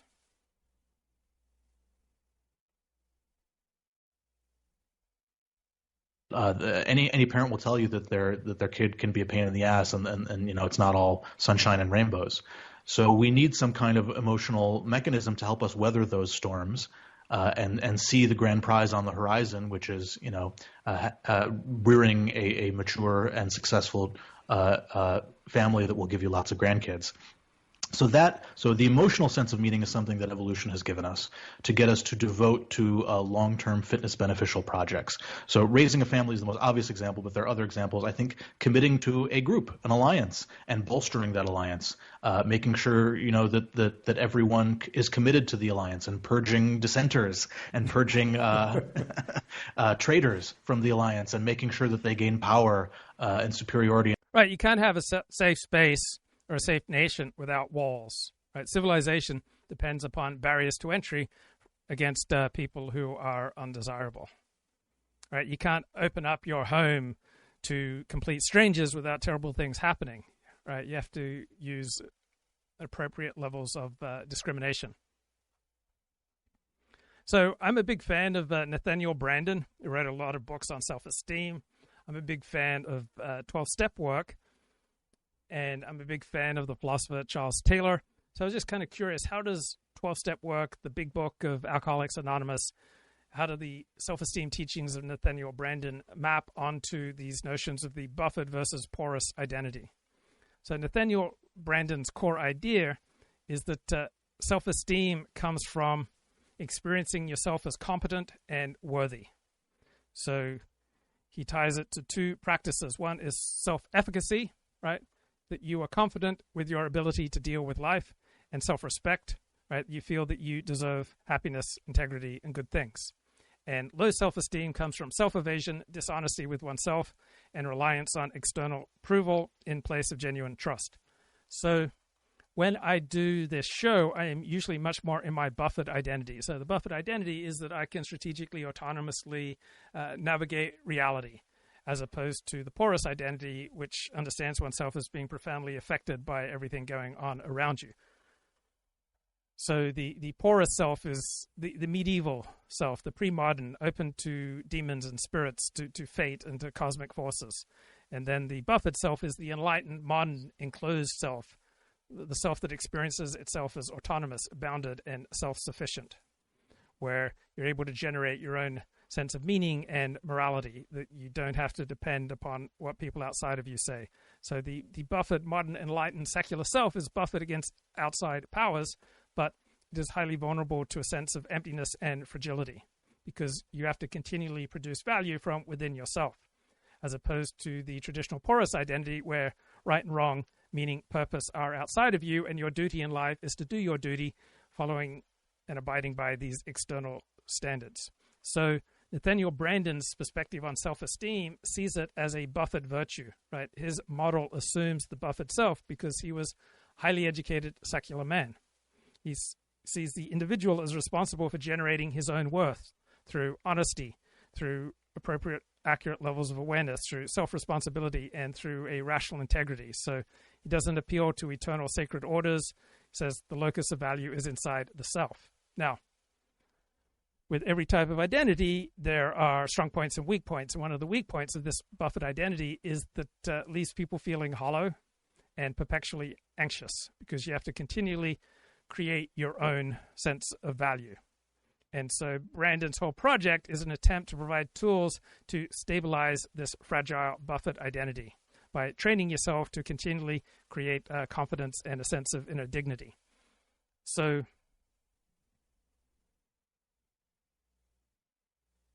autonomy versus recognition, right? The more I depend on other people to give me recognition and praise, right, the less I'm in my buffered self. So Branden says you should be able to give yourself all the praise that you need. But we are evolutionarily wired to need praise and respect and connection with other people. So Nathaniel Branden says we should leave lives that are conscious and autonomous and strategic, and we can make the choices that create a sense of inner worth. And for the philosopher Charles Taylor, he sees this buffered identity as lacking moral depth and detached from these larger transcendent external horizons of meaning. And so Branden tries to fill that vacuum with his secular ethic of self-realization. So Nathaniel Branden sees self-esteem as just universally achievable if only people live by certain practices. And Charles Taylor, the philosopher, says, well, this confidence depends on the cultural plausibility of the buffered self. It's a late modern construction. It's not some kind of timeless truth, and it's simply not going to work very well for many people. So Nathaniel Branden, like the enlightened intellectual, secular intellectual that he was, he sees the buffered condition as a liberation, as autonomous and reasonable. Charles Taylor sees the buffered condition in an ambivalent way. It has some freedom, and there is also a loss of meaning and transcendence. So Nathaniel Branden's self-esteem teachings are a manual for how to live in a buffered identity without collapsing. Right? They presuppose the buffered self as the best type of identity, and they try to give it psychological ballast. Charles Taylor is much more diagnostic and historicist. He shows how the framework that makes Nathaniel Branden's ideas intelligible is itself a product of a particular time and place. And dominance over rival alliances. That is also a long-term project that is often beset with many setbacks and obstacles. And I think many people gain a lot of meaning from their political. And Claire says, look forward, where do you, a convert to Judaism, admire atheist intellectuals? So I admire truth from any source.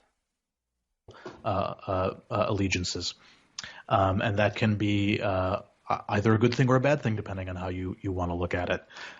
Cultivating a valuable skill is also a long-term thing. That will pay off in terms of raising your status, but may be beset with obstacles. Helping others, putting others in your debt, that might pay off in the long run. If you're ever in need, then you'll have a lot of people who feel grateful for you and are willing to help you. Right. One reason that I spent so much time volunteering over the past decade is that I want other people to think well of me and to come to my aid if I need aid. In that situation. But in order to be helped in that situation, you must have provided a lot of help to others before that. And so that's why helping others feels meaningful. Mm-hmm. So that's emotional meaning. Sorry, I went on a very long tangent there. No, that's fine. That's great. So. Yeah. What our actual reasons are for living and caring for families and supporting our political tribe. That is very much unique to intellectuals, at least in my personal experience. I could be wrong. I'm happy to see some data. I didn't really understand the significance of Charlie Kirk when he was alive because I just didn't find his way of speaking particularly impressive. I needed Mark Halperin to break it down and explain it to me. Let me know if I've already played this clip, but I think Halperin is absolutely masterful there. About what it means more broadly, and talking to a lot of people in the conservative movement who can explain this so well. MAGA folks who I've talked to in the last few days, reflecting on Charlie's life and why this has been so impactful.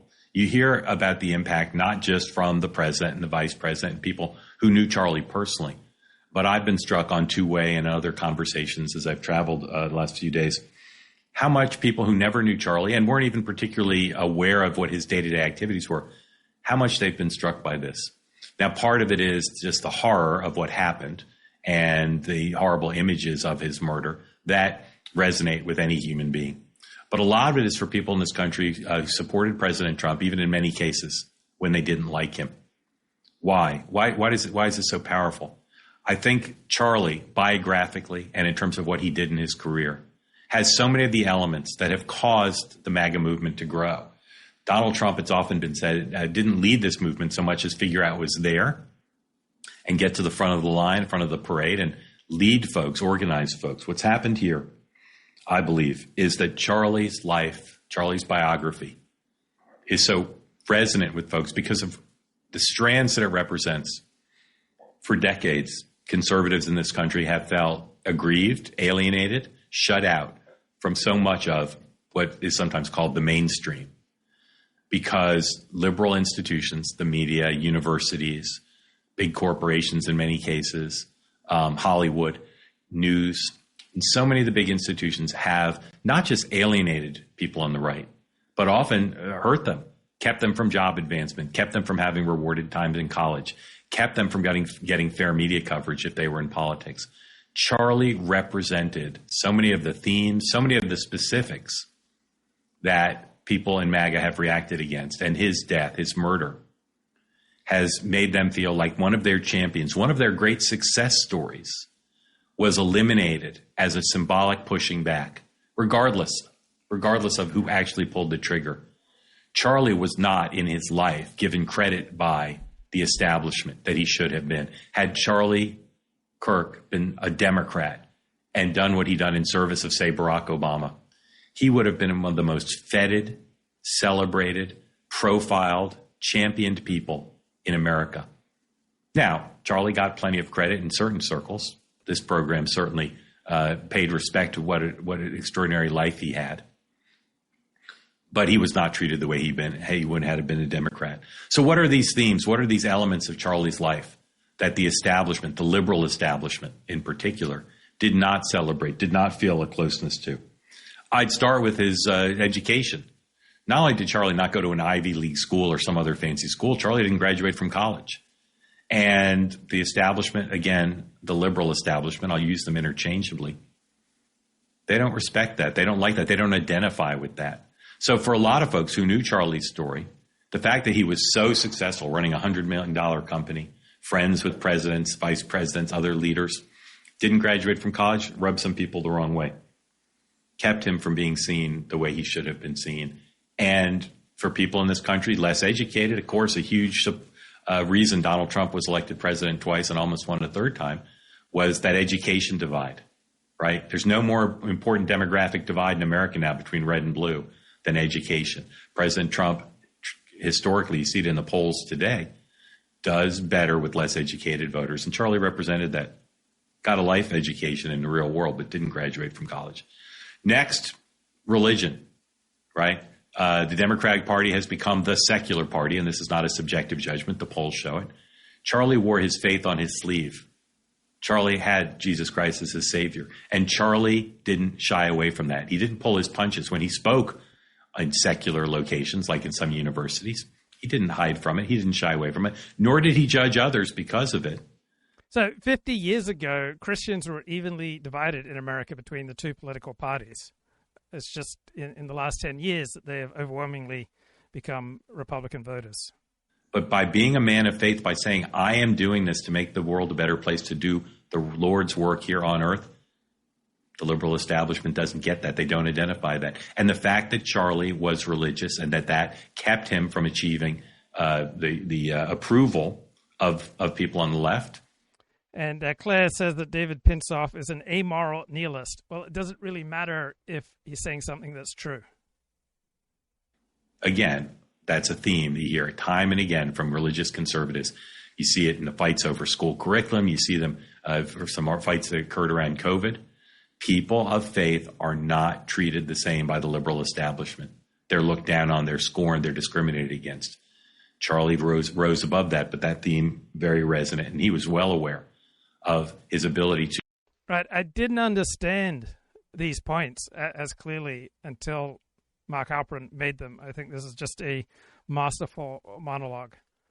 So let's talk about the world of meaning in the porous identity. So in a porous world, the pre-modern world, the medieval world, in the religious world, in the traditional world, we as individuals are not sealed off from other people, right? Meaning, value, morality, danger, all good things flow through us from the outside, whether they're spirits, fate, God, demons, ancestors. Our worth is largely received. It's not internally generated. It is bestowed upon us by our community, our ancestors, our tribe, our faith, our sense of the cosmic order. Our self-esteem is not some kind of standalone, internally generated psychological achievement, right? It is a reflection of our ability to accord with the standards that are external to us and to live up to these standards with grace, honor, purity, in alignment with the divine. So Nathaniel Branden says your self-esteem depends on how honestly you live with yourself, how much integrity and consciousness you bring to your choices. Right? A traditional identity, a religious identity, a porous identity finds this odd and alien. It doesn't see us as manufacturing our own worth internally within our own minds. Our worth is mediated through our participation in larger orders, sacraments, rituals, caste, tribe, honor systems. Fragility versus security. So for the Buffett identity, the risk to one's self-esteem comes from self-doubt, alienation, inner collapse if you don't live up to your own standards. From the perspective of the porous identity, greatest risks are from being invaded or cursed, falling out of alignment with God or the tribe or your ancestors, falling out of harmony with the cosmos, spiritual forces, community. Right? Self-esteem is not something you shore up with daily practices of consciousness. Right? Self-esteem is something that is always vulnerable to the external disorder, and so you work together with your in-group to create a more harmonious community. Right? So from Nathaniel Branden's perspective, from the secular perspective, what matters most is your own self-regard. From the traditional perspective, right, recognition, right and wrong, meaning, purpose, external legitimation by God, king, elders, spirits, that's what matters most, right? This external legitimation. So from the traditional perspective, the self-esteem advocated by Nathaniel Branden is unintelligible without an anchor in external validation from God, tribe, religion, the community, your ancestors. So Nathaniel Branden's practices of living consciously, responsibly, with integrity, these are all self-generated, chosen principles. Porous self sees these as thin. Morality is not invented. It is received from the outside, from God, from the community. And to imagine that your own self-esteem arises from your own self-created principles is presumptuous, if not blasphemous. So Nathaniel Branden provides a toolkit to stabilize the autonomy of the Buffett and to keep the Buffett from collapsing inward. From the traditional religious porous model, right, his model seems incoherent. Self-esteem is not something you cultivate privately. It's something that you inherit or receive from your living up to obligations outside of yourself, from your recognition of your proper place in the cosmic and social order. To use that to his advantage to rally people of faith around him. He lived in Arizona. There's another example of the bias. Great place, loved it in Arizona, but the East Coast liberal media establishment, they just don't credit people achieving things that aren't in the bi-coastal space. Charlie also achieved his success without the help of the left. And you look at all the great things that have risen up, and again, Donald Trump, Exhibit A, all the extraordinary stories of success from MAGA. Charlie and the president, first and foremost, I would say, as you know, president, getting elected president, bigger deal. But to develop that kind of power, that kind of following, without the help of the left, going around the liberal media, not needing the money of people on the left, not needing the help from universities or Hollywood. Establishment doesn't like that. It's a threat to their power. Charlie's success occurring that way really undermined people on the left, and it's a great source of inspiration to people in MAGA, right? So, from Charles Taylor's perspective, the very intensity of today's fights around self-worth, empowerment, and fragility shows how precarious the buffered self is. And Nathaniel Branden's system is just another attempt to patch the hole. It's a rationalization of this ethic of self-esteem being intergenerated. And so, for the buffered, the educated, the secular, this fragility is an inside problem. And the solution is to build up your inside principles and take responsibility for your thoughts, your feelings, your perceptions, and your actions. Right? You don't demand that your community, your tribe, the world protect you. You build inner resilience. From a traditional perspective, harm and danger can constantly invade us from the outside, whether in the form of words, images, environment. So protection, creation of safe space, and restricting speech, right, makes sense because our worth is not internally generated. It is preserved by shaping our communal environment. So from the modern secular Nathaniel Branden approach, true self-esteem comes from honesty with oneself, not from conforming to external scripts. Man with inner-directed self-esteem does not need dominance games. He can just live with integrity. From a traditional framework, masculinity is sustained by these external codes of honor, ritual, recognition. Losing these external moral frameworks means losing your identity. Nathaniel Branden is the intellectual father of the self-love, self-esteem therapy talk culture about affirmation, self-acceptance in a dialogue. It's all aimed at trying to stabilize the self against emptiness. From a traditional perspective, this feels hollow, right? You don't make yourself lovable, God does, or your family does, or your tribe does, or your nation's honor does. So from a trad perspective, this self-love without an external anchor seems narcissistic because value should come from outside the self. So therapy culture, liberal elites believe that we should build our own inner ballast. Right? The traditional see this as delusional self-construction. It is a buffered fantasy of autonomy. Our fragility is not fixed by internal work, but by restoring external structures of meaning in faith, family, tribe, order. So the culture wars about mental health are really battles over which self is the best, right? For Nathaniel Branden, he is the guru of the buffered self. Now, we all oscillate between porous and buffered identity. When you go to work, you'll usually have many incentives to take on buffered identity. When I do this show, I usually have more incentives to inhabit a buffered perspective on life. When we leave work, that's when we tend to slip back into our porous traditional religious identity. So we all have situations where we're incentivized to take on one identity or another. When we're interacting with strangers, usually there will be more incentives to take on the buffered identity. So even when we take on the buffered identity, we do not get to escape the reality of the porous, right? The buffered self is a creation of modernity, but it is always haunted and vulnerable by the essential porous nature of life. So the more secular you are, the more educated you are, the more you will take on the buffered identity and assume that the inner self is autonomous, bounded, rational, and responsible for generating its own meaning. The more traditional you are and the more religious you are, the more you understand the self as porous. But even secular people can revert to porous thinking in certain contexts, bad vibes, bad energy, feeling attacked by words, right? So in the therapeutic revolution, right, it's all about pushing the buffered self, but we constantly see the porous nature of reality washing in the terms of fundamentalist religion, yoga talk, conspiracy culture, demons, the deep state, wellness, spirituality, chakras, astrology. So the groups that are the most buffered, right, they valorize autonomy, self-construction, and resilience.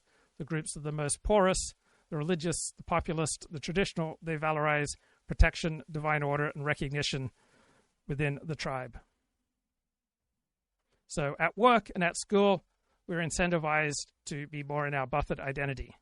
right? That identity receives more rewards for taking on self-control, autonomy, and objectivity to solve problems with reason.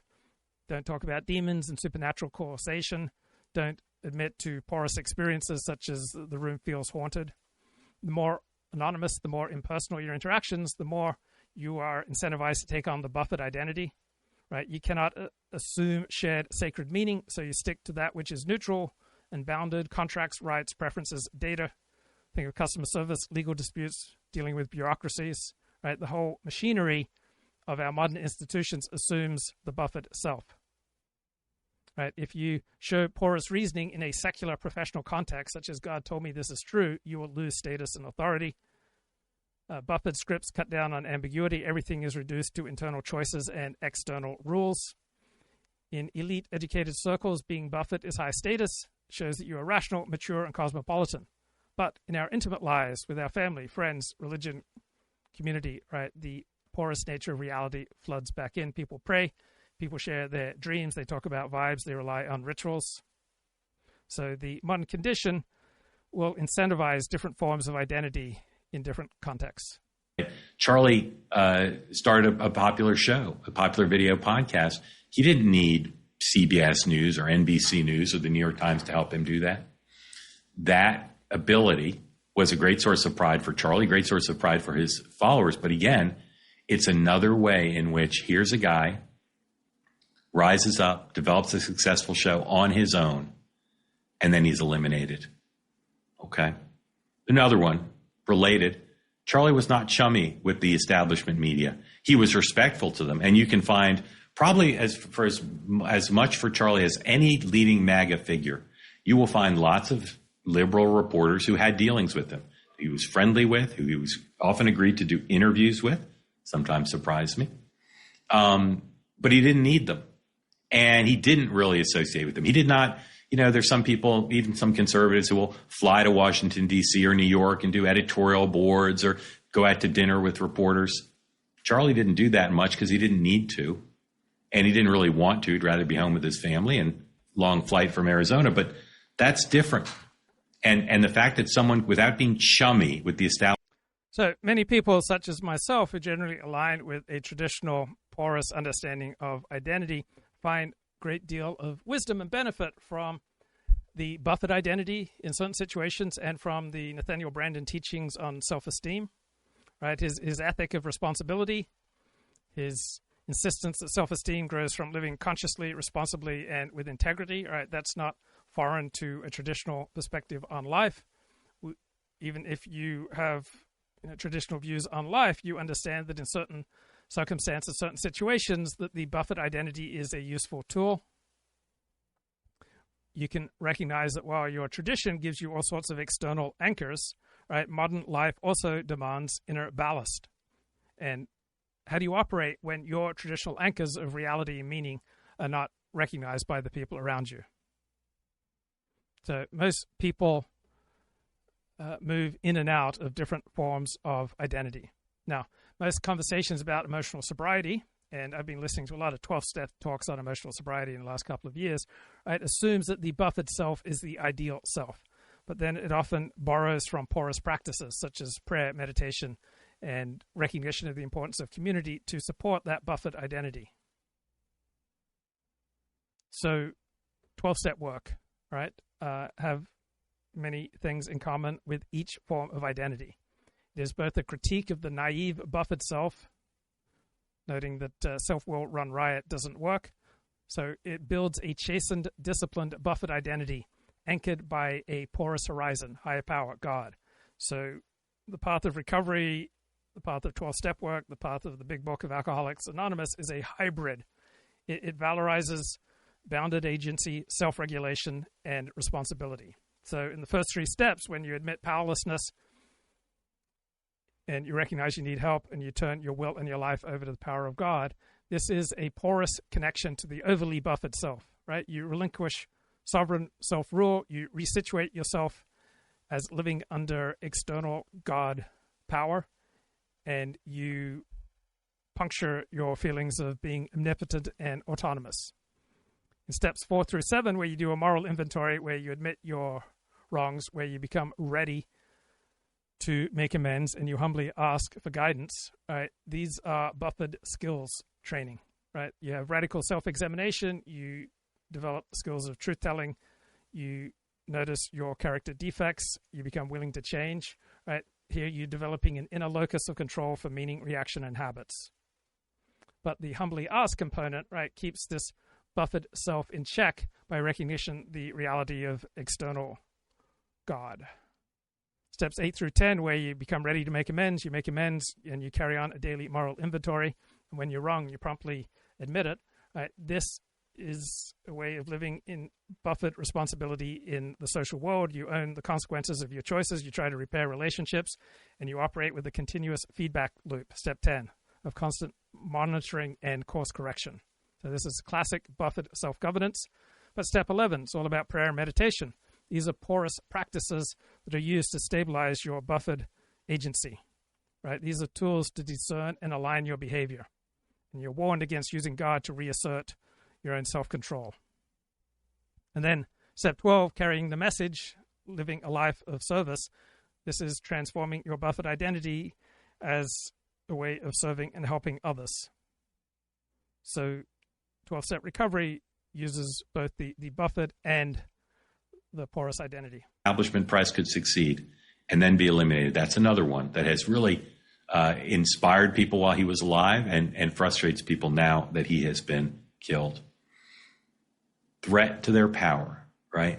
You think about Charlie, threaten universities' hammerlock hold on their students, going on university campuses and telling conservatives, you don't need to listen to the establishment. I never did have an alcohol problem or a substance problem. I had certain compulsions, certain maladaptive responses to reality that could be understood as emotional addictions, and I found 12-step work very useful in that regard.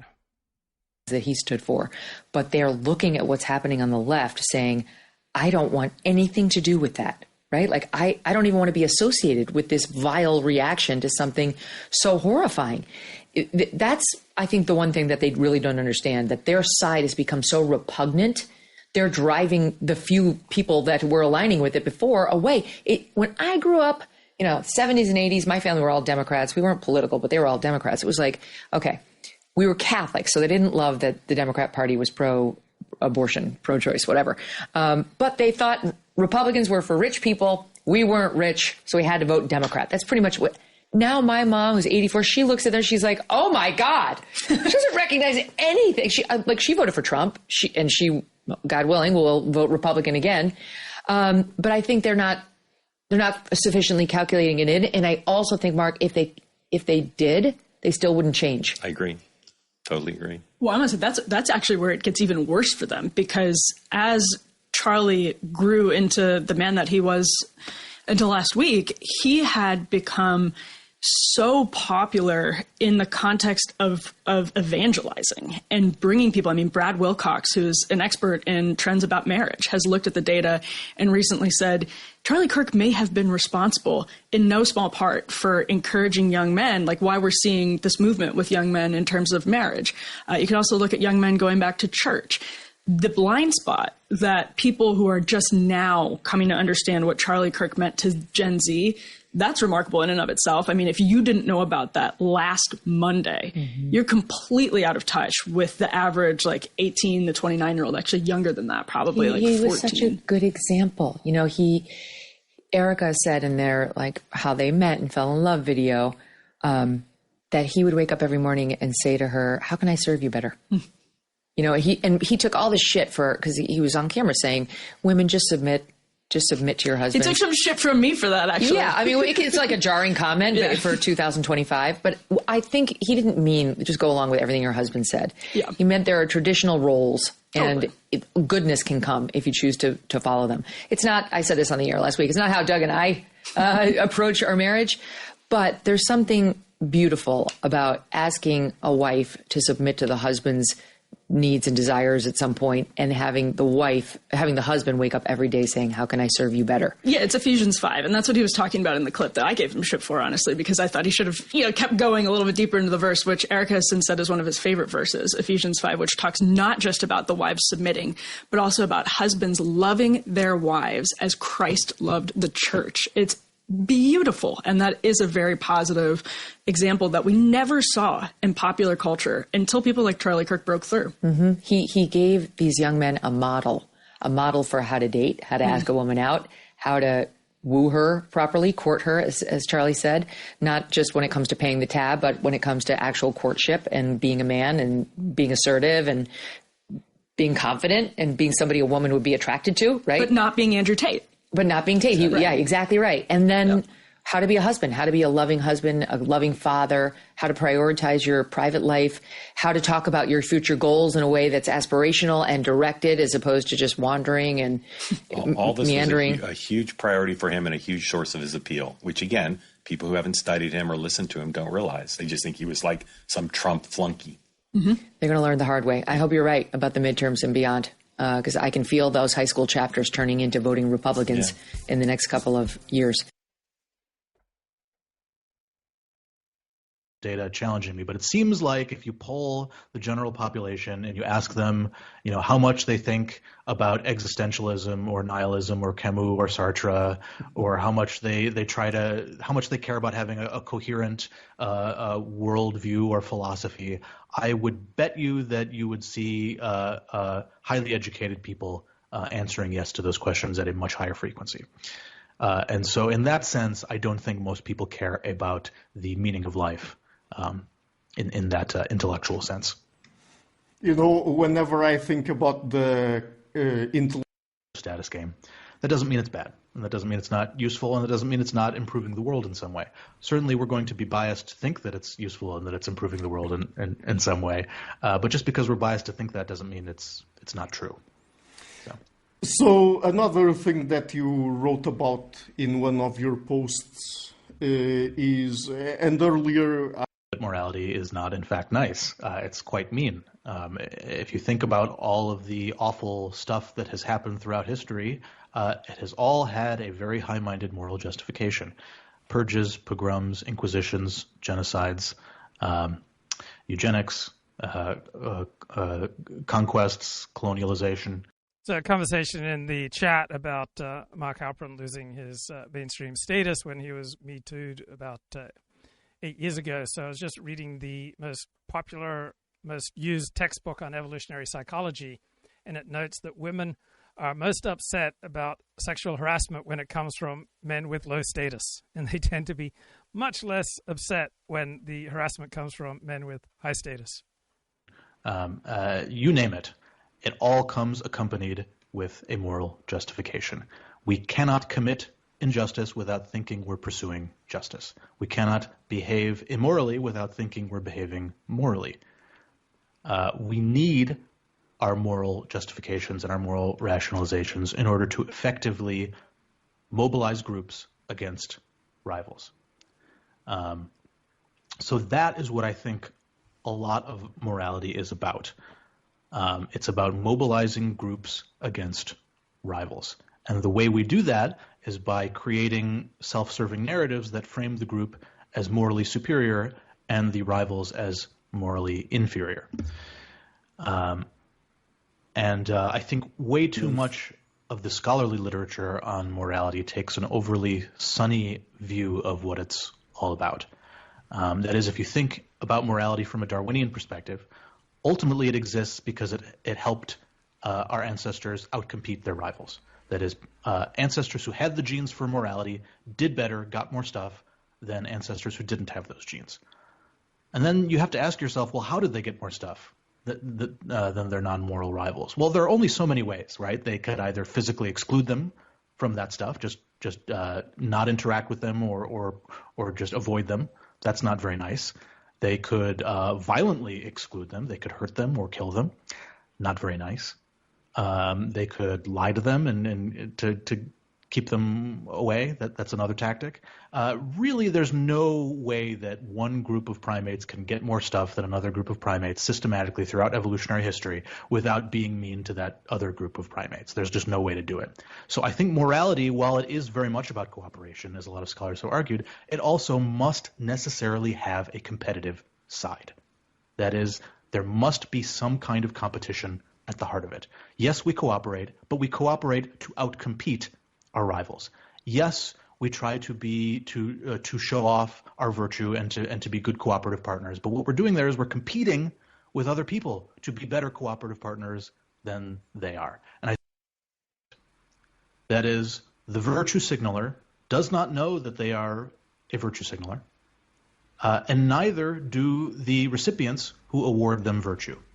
If they thought of them as virtue signalers, they wouldn't award them virtue. They would think they were, narcissistic or whatever, right?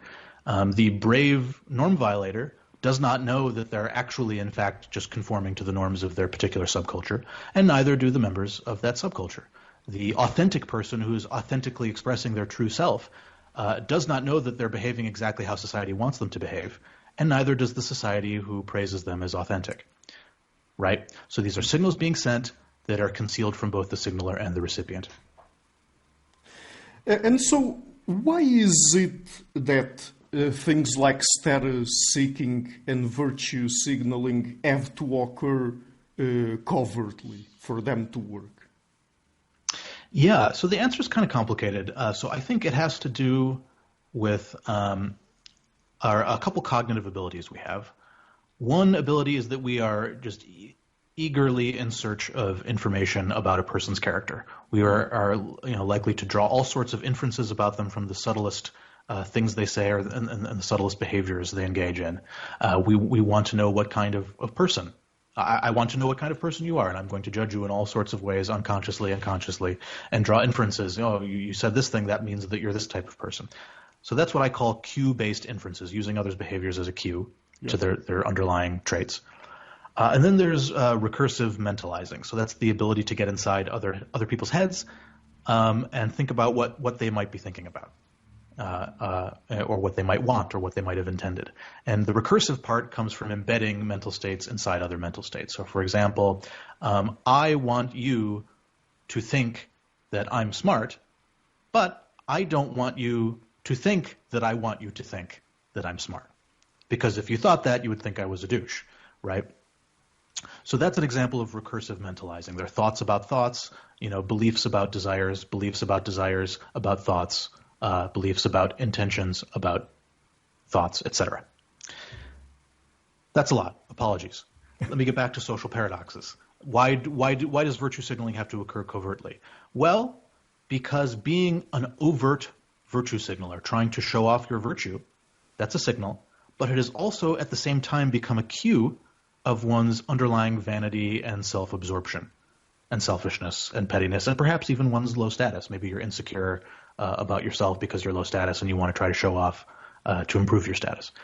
Whatever the reason, we draw all sorts of negative inferences about people when they overtly and conspicuously show off their virtue. So that means that if we want to gain virtue, we cannot let people know that we're virtue signaling. We have to somehow signal our virtue without making it seem like we're signaling our virtue. And one way of doing that is to hide the fact that we're virtue signaling, not merely from the people we're signaling to, but also from ourselves. That is, we deceive ourselves. We think we're not actually virtue signaling. We're pursuing some high-minded value. And the same story could be told about status. If you're a status seeker, people draw negative inferences about you. You're selfish, you're competitive, maybe you're low status and insecure. We don't like status seekers. So in order to achieve status, we must conceal the fact that we're trying to achieve status. That is, status seeking must occur covertly and must be disguised in high-minded, benevolent terms. And this will be my last question. I was just about to ask you if this would connect in any way to self-deception, in the sense that if we self-deceive, and that it makes us more successful at deceiving others if we can deceive ourselves first. Mm-hmm. And I think the general argument here is sound. I'm thinking about our erotic fantasies, right? When we're engaged in our erotic fantasies, one part of us is in the erotic fantasy, but then the other part is outside of it, and it knows that we're just constructing and imagining this fantasy. And I think one way I like to frame it is in terms of a lawyer who practices their opening statement to themselves before they deliver it to the jury, right? Maybe they'll practice in front of the mirror. I don't know. But they want to make sure that they'll hear themselves giving the arguments. And if it's convincing to themselves and if it sounds good to themselves, then it probably sounds good to other people. And I think we do that with ourselves. That is, we first try out arguments on ourselves before we. And one of the greatest things about being connected to other people is that they will call you out, right? They'll let you know when you're off base, when you're engaged in a self-destructive tangent. And the less people are invested in you, right, the less likely they are to deliver that painful criticism. We try them out on others. And what we're often arguing about is how good we are or how not bad we are. So we first try to convince ourselves that we're good people, that we don't care about status. And we rehearse those arguments in our head. And we sometimes even do things in the world that help us gather evidence for that picture of ourselves. We might actually donate to charity so that later on we can say, hey, I'm not a bad person. I actually donated to charity, right? Yeah. So we convince ourselves through talking to ourselves in our head and making arguments to ourselves in our head and anticipating future scenarios where we might be called out. And we also occasionally act in the world so as to accumulate evidence of our good character that we can use later on if we're ever challenged. That is, we prepare like lawyers for trials that we may not ever be in, but it's good to prepare in any case because those trials could be hugely important for our fitness. That is, if we're caught off guard by an accusation or an insult and we have no argument to give in response. Right. The power of self-deception is enormous. Let's have a look. Curious Gazelle says, Luke talks about how humans are not driven toward truth, but towards usefulness. It's been a running theme in the depths of my mind. In anthropological terms, truth seems to be a modern European concept. In non-Western cultures, the tendency towards usefulness and status over truth is on steroids. That's why these days I refer to game theorists. Many souls today are caught between the usual binaries of nature versus nurture, rationality versus intuition. Luke talks of the above, but he's mainly caught between truth-seeking versus game theory. Constantly, who will save Luke from his deep conflict? Judaism has been helpful to Luke in that it is a religion that has both truth and usefulness built into it, or is it really? Okay, maybe I can persuade Curious Gazelle to grace my show. So Ricardo tagged me in a post. Let me pull it up here. It's from someone billing himself as a Muslim skeptic, Daniel. And he says, if Jewish IQ is so much higher than the rest of us, why can't Jews beat us fair and square on social media in the marketplace of ideas? Why do they have to resort to using blackmail and other unethical methods to buy and influence the platforms in their favor? And someone says, why do they rely on aggressive personalities, manipulation, money, and strong social networks? The high IQ is a myth, just a bunch of mob tactics. And so this is my response. Number one, anyone who doubts that Ashkenazi IQ is not significantly higher than the 100 IQ average is simply not interested in truth. What does beating mean in social media? Collecting likes and subscriptions from midwits.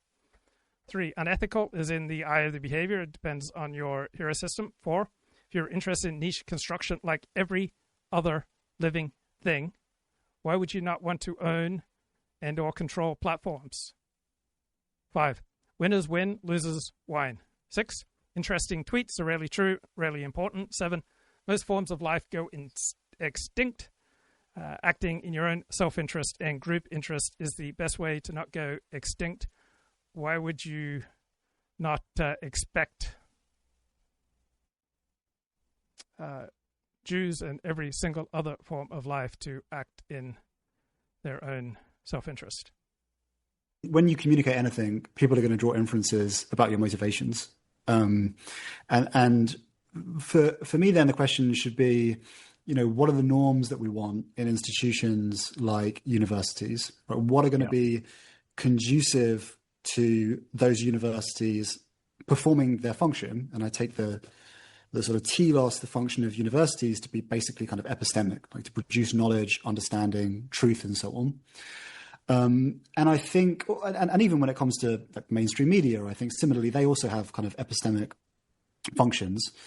And I think, there should be a strong presumption against criticizing claims or arguments not based on the kind of merits of those claims or arguments, but because they might be used as ammunition by another political faction.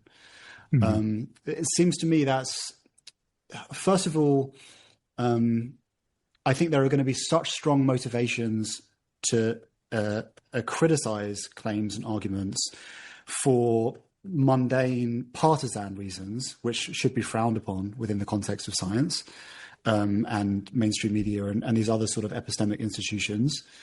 And secondly, it just strikes me as a kind of recipe for groupthink and institutional decay. If people can't criticize these institutions without that being criticized because it might give ammunition to the wrong side in a political conflict, that seems like it's not going to be good for those institutions in terms of their function of seeking knowledge and so on. So I haven't fully thought things through. That's my kind of current intuition about these cases. But yeah. Yeah.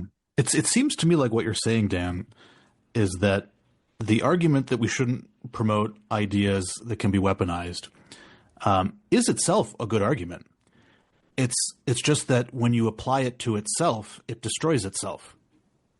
So the idea that we shouldn't promote ideas that can be weaponized can itself be weaponized, and that we should count on it to be weaponized because we're coalitional primates who have agendas, and if we can defend our coalitions by criticizing any idea that could be conceivably construed as a weapon, then we can just dismiss anything that challenges our coalitional narratives.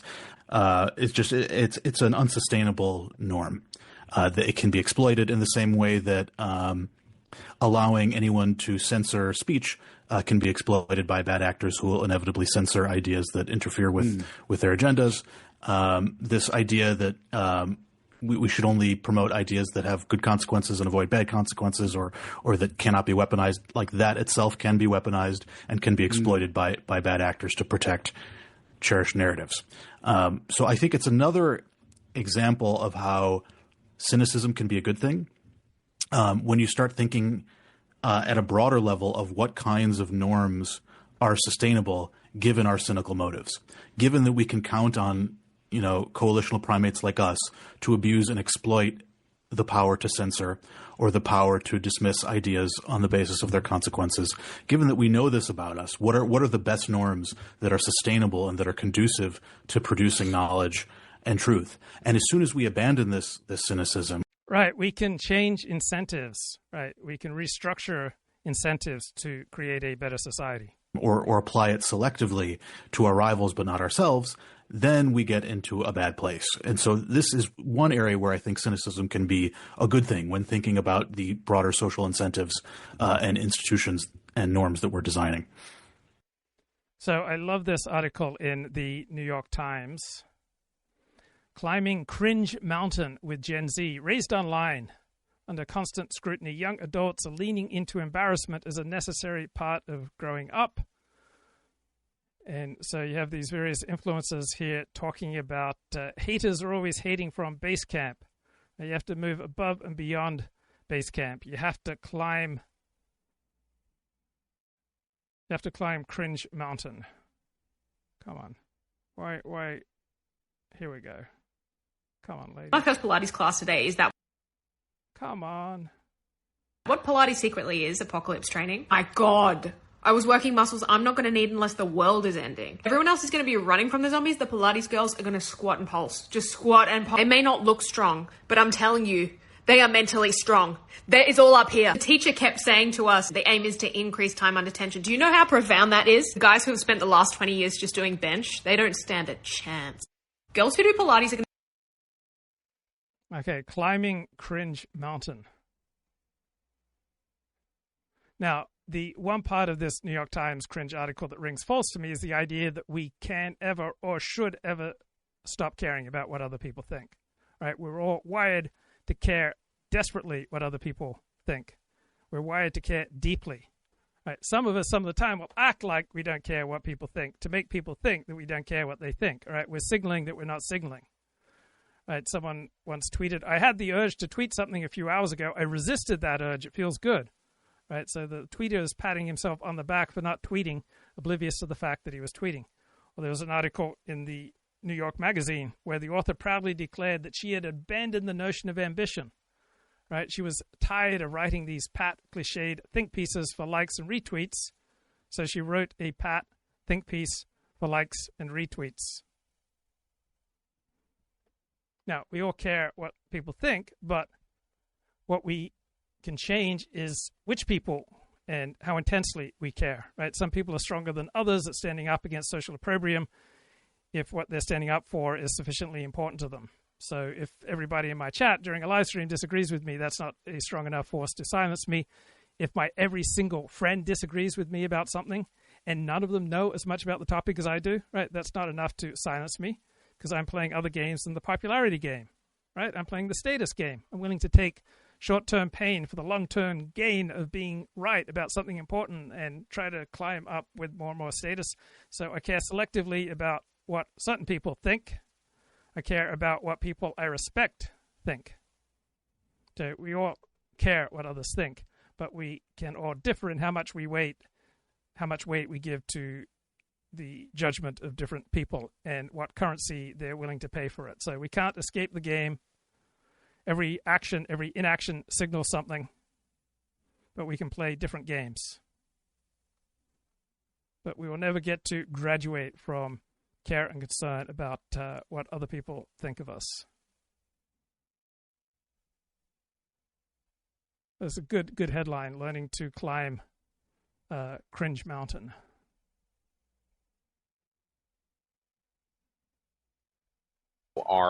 We've entered the fascist era. This is not a drill. You know, first they came for Jimmy Kimmel and I said nothing. All that kind of rhetoric that is going on. It's like, well, where have you been? What do you think you people do when you play games in the popular culture? You try to take the high ground and then you defend the high ground by simultaneously making it impossible for alternate views to get expressed and by playing footsie with power.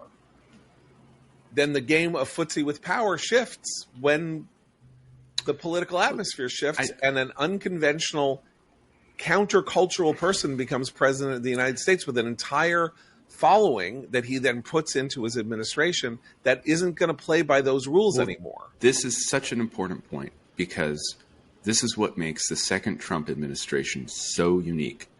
It is the first Republican administration to use the machinery set up by progressives over the past century in order to politicize the economy, in order to pursue social objectives through regulation against progressivism. It's never happened before. So when you look at the universities and Trump's crackdown on anti-Semitism in the universities, all of that is based on the contracts between the federal government and the universities containing civil rights language that for decades progressive administrations, Democratic administrations had used to pursue their policy objectives, and Republican administrations, for the most part, not thinking about using it for conservative ends because that wasn't part of the conservative mentality. Now we have this administration that is post-conservative in a lot of ways, and it's basically using the progressive machinery for anti-progressive ends. Right. And I think this is important too. It's doing so in a cultural context where it can get away with a lot, because what we've seen since COVID and since the Biden administration, is a larger cultural shift to the right, where, as Eliana says, the actual audiences in these local markets, they're not going to stand for it anymore. Why do they have to listen to Joy Behar for an hour in the morning, insult them, and then Jimmy Kimmel turn this terrible event for MAGA and for the country into somehow MAGA's fault? Well, they don't. So the classic answer to that would be that you don't watch, and then you'll hurt his ratings. The show will make less money, and eventually it will be canceled because it is inimical to the possibility. So Matthew Continetti is my favorite daily pundit. All right, this is from Israel Update with Michael Duran and Gadi Taub from September 1st. That the IDF is supporting a deal that Hamas accepted but Netanyahu rejected. This is all spin. There is no deal that Hamas accepted except a deal of total surrender, which is a completely prohibitive price for Israel to pay. And there is a whole debate. The press is pushing the line that you just helped them push, that there is a deal to be had and that there is a majority of Israelis who support the deal. And at Channel 12, there's a joke about Abu Ubaidah, the Hamas spokesman, going on Hebrew Twitter, that Abu Ubaidah is dead, but Hamas PR are alive and well so long as channels 12 and 13 in Israel keep going. And according to these channels, they conduct constant polls in which the majority of Israelis support ending the war with a hostage deal.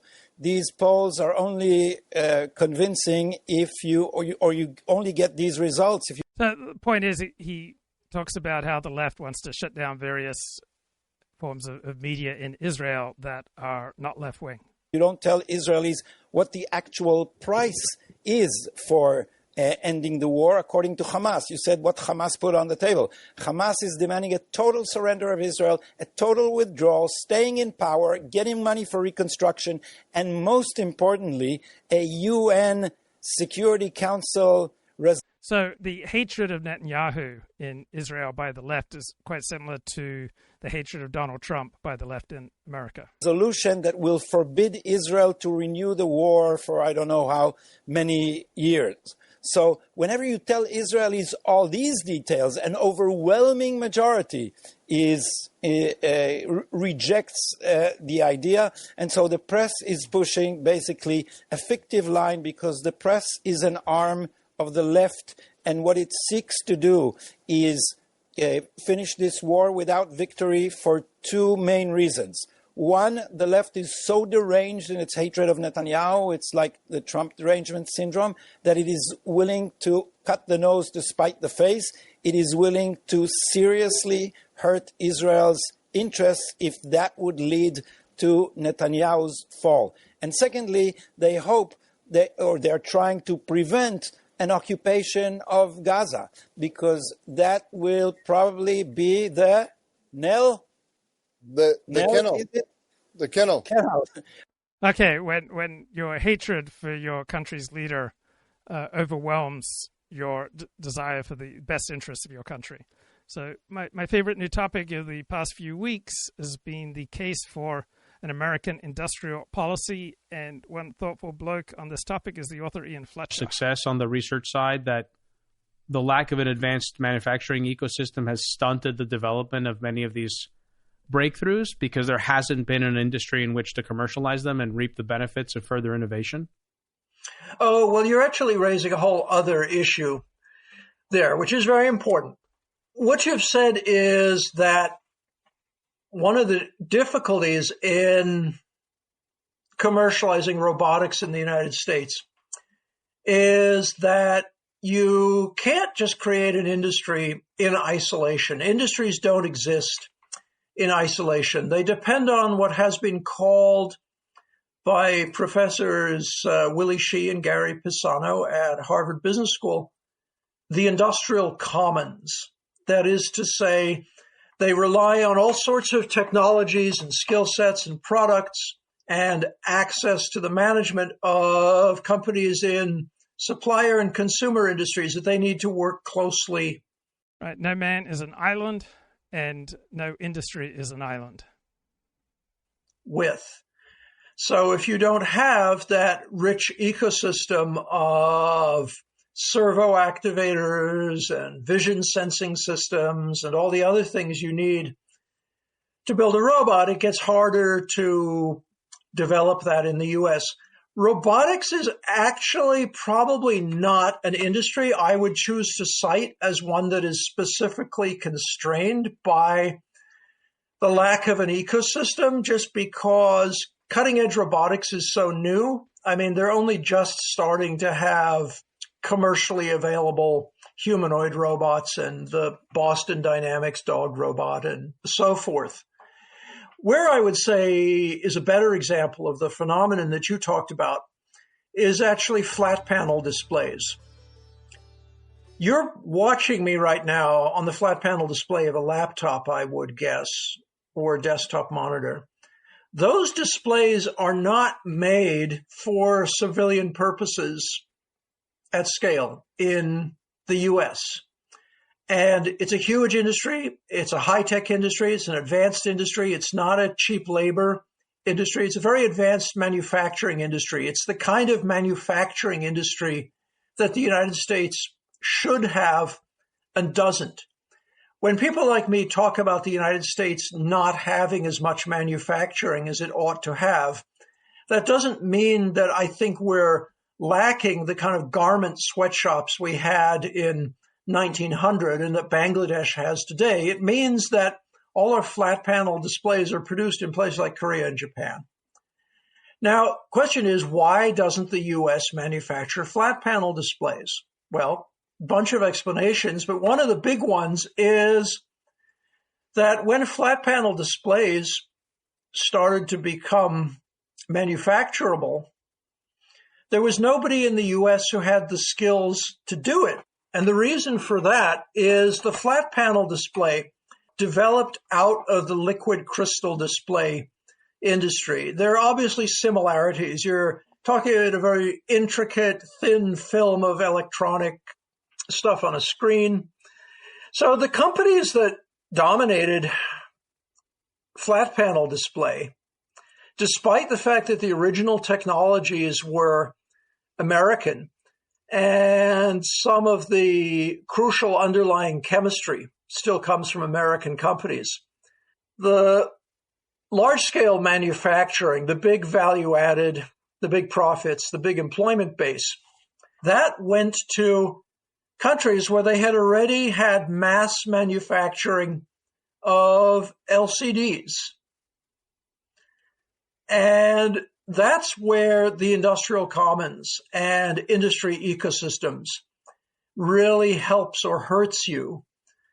And that's one of the problems with purely market-based thinking, because the purely market thinking is if something is a good industry to be in, it'll be profitable, and then American entrepreneurs or existing corporations will see this and they'll enter that industry. Well, there are barriers to that when you're talking about entrenched technological ecosystems and skill sets.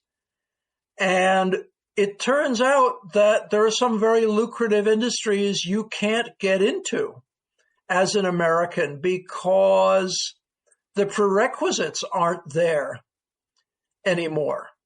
So that's where you say there's an industrial policy interest in protecting the vitality of a comprehensive manufacturing ecosystem so that when technologies come along in the future that you can see are going to be very lucrative, that you have that option. Otherwise, you're just going to be watching other people do it. Right. From the point of view of conventional economics, it doesn't matter if the United States exports poetry, potato chips, or computer chips. But conventional economics doesn't have much to say about many of the most important parts of business, such as the development of technology, the operation of corporations, the nature of winners and losers from international trade. There seems to be much more substantial case to be made for industrial policy than I naively assumed before I started reading on this topic. A large amount of time. So, how has it been back in Australia? Have you had reverse culture shock? Are you welcomed back by the Australian vibe? Right, this is Chris Kavanagh, who's from Ireland and lives in Japan. And he's talking to his Decoding the Guru's co-host, the psychologist Matthew Brown, who lives in Rockhampton, which is central Queensland. How are you settling in? Back in the bosom of Australianness. Yeah, I did have a bit of reverse culture shock. Things seemed a bit uncanny and weird.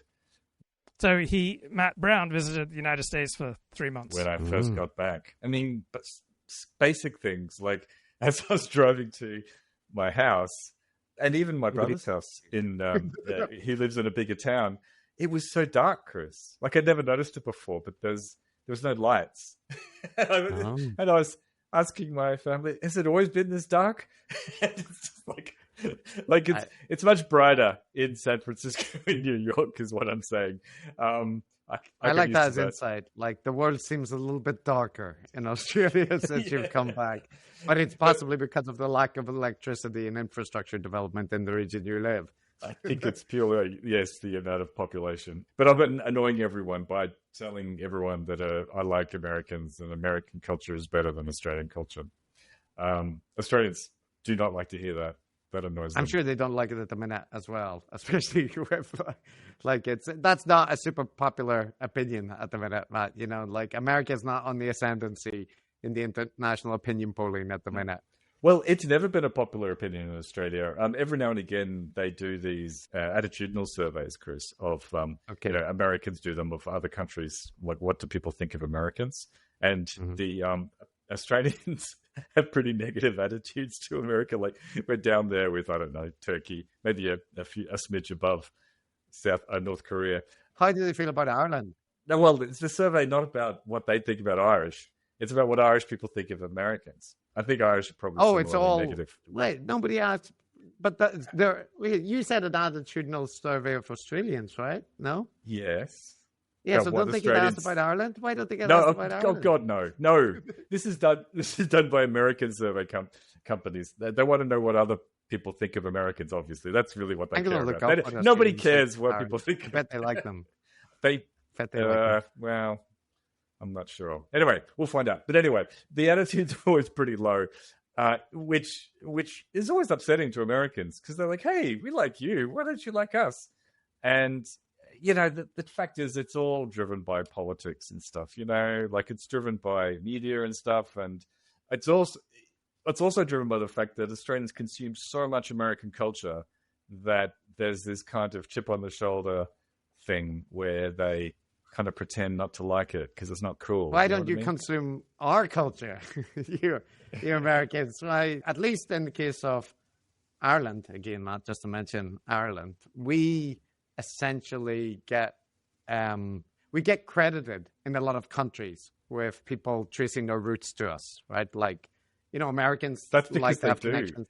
That's because they do. Well, sure, yes, but I mean, as a result, Ireland has an outsized kind of national profile, right? Because lots of other countries are kind of like, yeah, we love Ireland because, you know, 4 generations.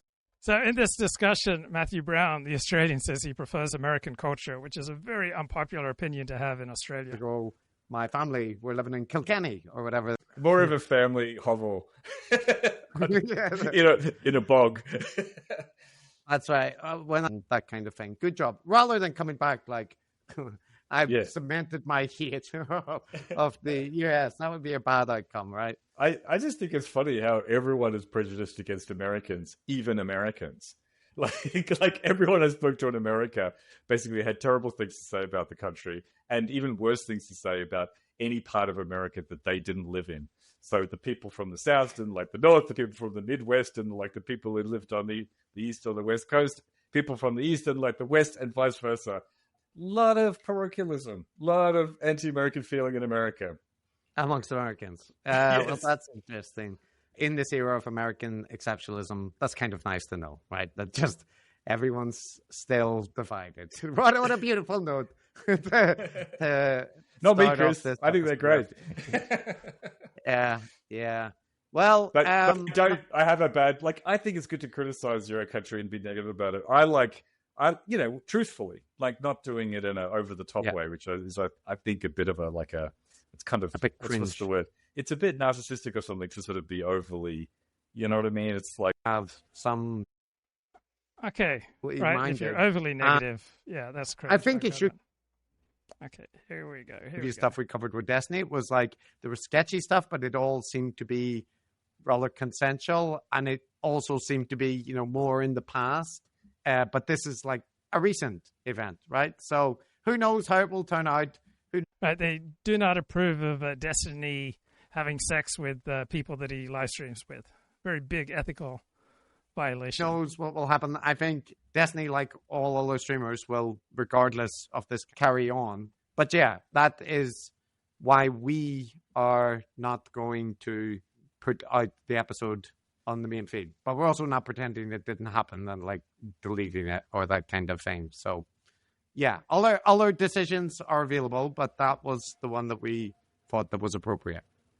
Yeah, it is. Yeah, very good. Oh, well. All right. Well, after that, let me move on to something which is at least a little bit more lighthearted. It involves Bryan Johnson and Andrew Huberman, two figures, again, that we've covered. It's a clashing of the gurus in the guru night, right? The big swinging balls have come together. And, the big swinging Bryans. Sorry. Well, I think it's... That's a little bit. A Freudian slip. We like the image of the big Bryans that collide in the night. But in this case, these are also, people... Bryan Johnson does spend a lot of time talking about his erections and various other things. So, whatever. But, Bryan Johnson, he's the don't die. So Andrew Huberman is the number one alternative health podcaster in America. Bryan Johnson's all about living forever. Guru, we've covered him before, right? Now, he tweeted out a thing about doing a 850-pound leg press, one rep, okay? And he tweeted out this little 7-second video of him doing the leg press and talking about how it's top 1% of 18-year-olds, right? This is his whole thing. His metrics are comparable to the strapping young people at the peak of their physical ability. And Huberman responded, awesome, but friends don't let friends do partial reps. Okay?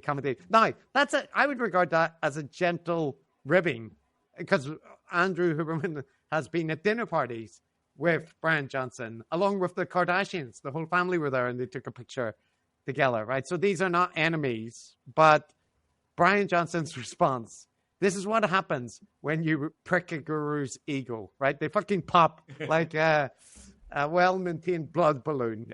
So he said, Andrew, what I did here is complete a technically accurate, validated biological age measurement according to peer-reviewed science and posted my data publicly. I get you wanting to take a cheap shot and score some likes. However, this reduces your credibility, because it shows you favor perception over science. When you made that embarrassing error showing that you don't know how to calculate probabilities, I didn't say anything, as I support you in your efforts to help people generally make better life decisions. You're going to be better off supporting people robustly pursuing science than trying to be liked.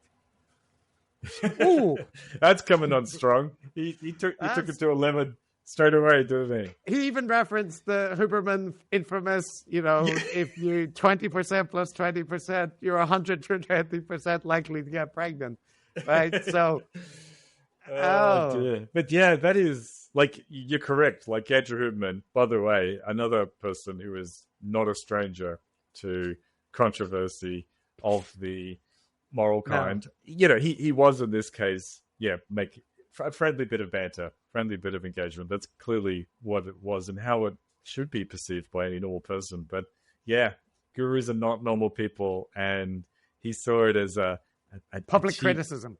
Yeah, public criticism. And you don't do that. I mean, this is why, we talked before at the beginning, this sort of disease where they're all so nice to each other all the time. Like always, nothing but positive vibes, just nothing but praise. He's a great person, intelligent person. I believe they mean, be doing their best to improve the world.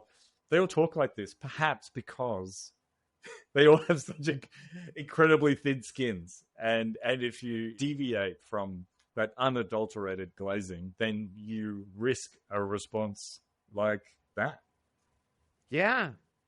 And, that was a rather harsh response. Huberman responded then. Okay, here's Huberman's response. Shoot. Misunderstanding of intent. It was genuine, friendly encouragement. What I would have said if we were training side by side. It's important that we use full range of motion. It was not meant to be a jab. Hence, awesome, but in any case, hope to catch up in person soon. Oh, and that probable...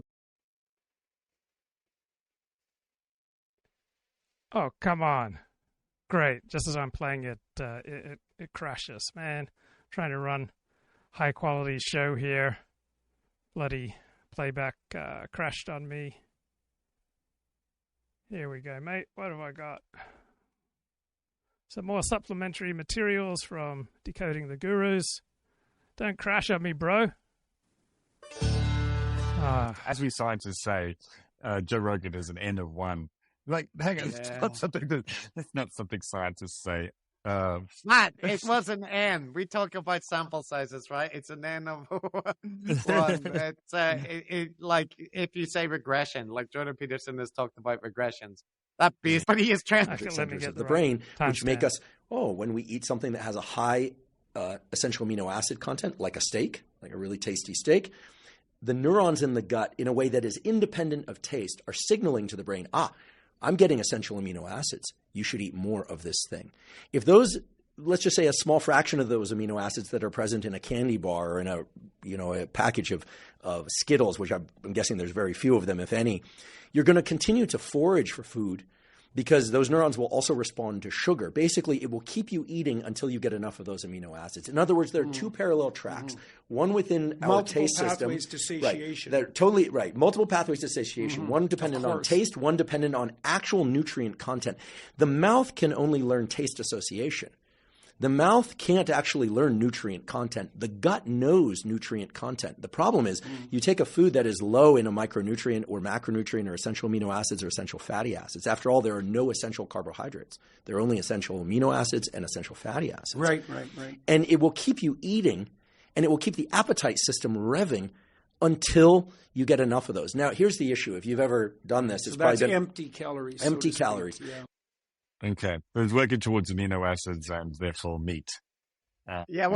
So he wants to say that, like, if you eat, he kind of does it wrong there because he says that you get a signal, your brain says, like, you need to eat more of this if you eat a tasty steak, right? So that would suggest that you're going to overgorge. But what he wants to say is, like, the neurons in your stomach are sensing, there were lots of amino acids in that. I can stop eating now because I've got enough amino acids. It's perfectly calibrated. But if you're eating Skittles, you're going to just keep foraging. You're just going to keep foraging for more and more Skittles because it's not going to satiate you. So someone like Jordan or the carnivores, right, they are onto something here, Matt, because they've worked out, the best kind of food to send you the right signals. And so actually what Jordan is doing is like high level neurobiology, with his highly restrictive diet. So this thing from Huberman, was that in response to Jordan Peterson talking about meat, or was it all a bit implied or inferred?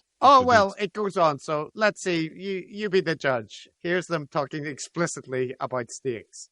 Right, and I would venture in a very different domain that if you were to eat your steaks slathered in barbecue sauce for a couple of weeks, going back to the way that you eat them now, which, by the way, this is a great opportunity to educate people about something that you taught me when we had dinner last, which is that if you're going to order a steak, order a Pittsburgh char.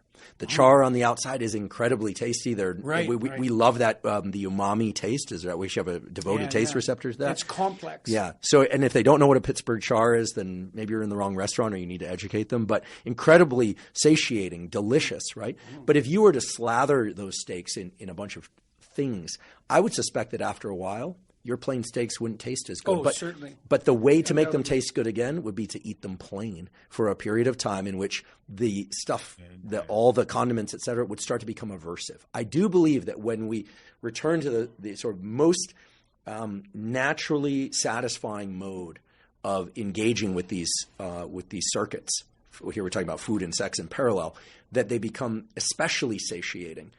And I think that, in hearing from all these people that are addicted to pornography. I can imagine where it goes from there. Yeah. You need to have properly satiating sex, like Huberman does, presumably, which is you might need a lot of partners. Yeah. But and also tomato steaks, no sauce, no condiments. It's just going to ruin them. You have to get back to the raw. This is paleo diet stuff, right? Yeah. You don't want the sauces. You don't want any of that stuff. You just want it cooked on a fire like a caveman. But presumably Huberman's still down with the vegetables and some carbohydrates. He's not all in on the Not meat. yet. But your gut brain will detect what. So gurus love to give advice even when they don't have a clue what they're talking about, and even when their own track record is incredibly messy. Do you detect any dissent going on between these characters? Then we know who's to blame, don't we? Brett knows. Oh, yeah, that's right. Leviathan is going to thumb on the scales, trying to cause dissent to distract people away from making America healthy again or something. Yeah, so there's also a claim that Peterson makes that like left-wing people won't talk to them, right? A group of us 7 years ago, put out an offer to the Democratic powers that be to invite the Democrats to come and talk to us. Rubin was part of that. Rogan was part of that, if I remember correctly. I'm quite certain of it. I was part of that. Shapiro was part of that. This was a genuine invitation, which was extended many times in serious ways by people who are very well connected among the Democratic elite. And that came to nothing.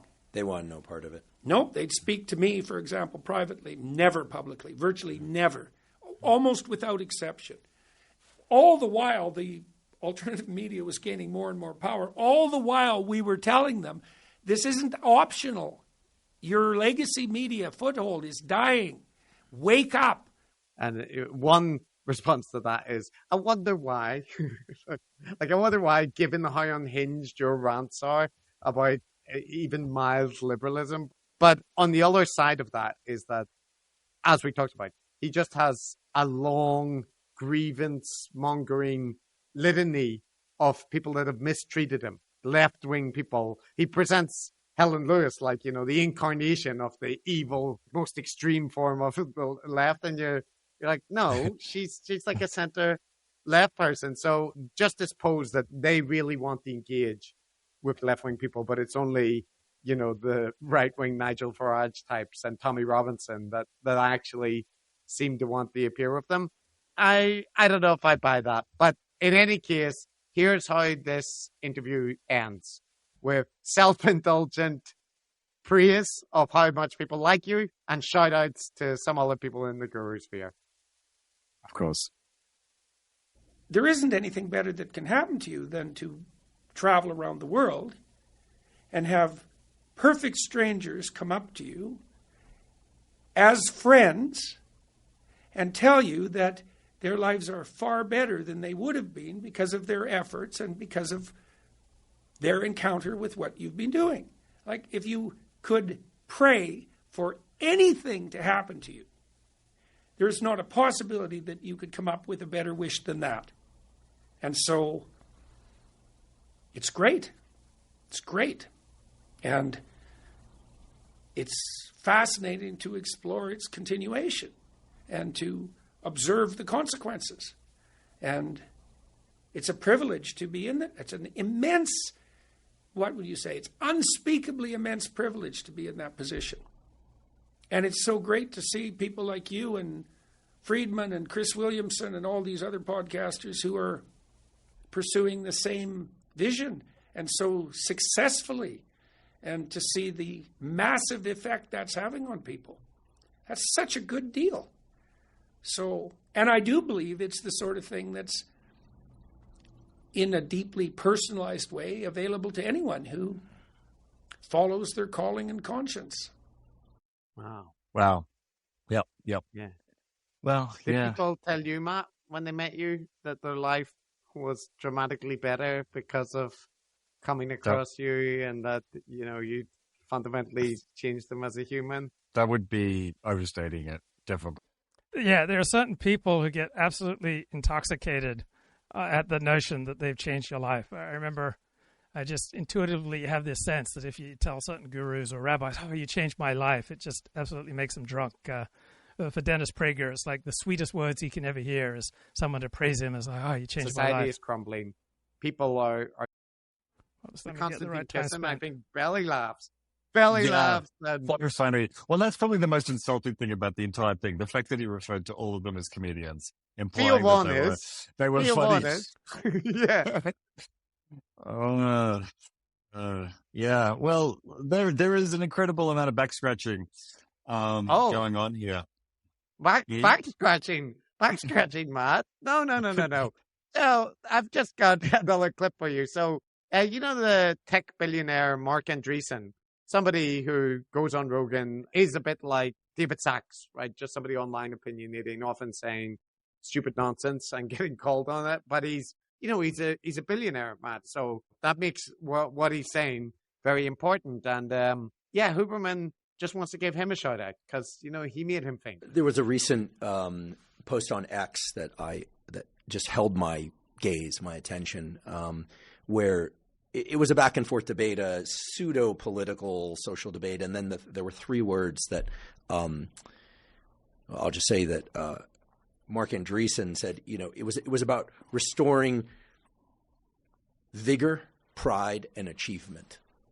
And I thought, wow, like. He's not a political candidate, but that's a beautiful trifecta: vigor, pride, and achievement. To celebrate those, and I put that next to, you know, the deep pleasure in generative action at a distance, a technological development, the rockets, and there are other I think generative that's exactly achievements. the theme of the story of Abraham. It's like the highest form of potential satiation is risky romantic adventure. It's not satiation. Vigor, what was it? Pride and achievement. Vigor, pride, and achievement in a Christian nation. It could be. They should add Mullerland to the respect of What? Let's go straight for fatherland, there, Chris. Why not? Yeah. God damn. And again, Matt, the fucking sense maker worship of words, right? He said 3 words that just got me spinning. Yeah. I like how he doesn't just read a tweet. He beheld a tweet that held his gaze. Yeah. And he stopped. He was walking across the room and what the hell is that? Oh my gosh. They're such pretentious pricks. But the subtext of all of this, Chris, I mean, on one hand, it's sense maker, self-congratulatory bullshit. On the other hand, I mean, this is that thing that we talked about when we covered Jordan Peterson originally, and we called him an accidental fascist because they have a deep, I think they're reinventing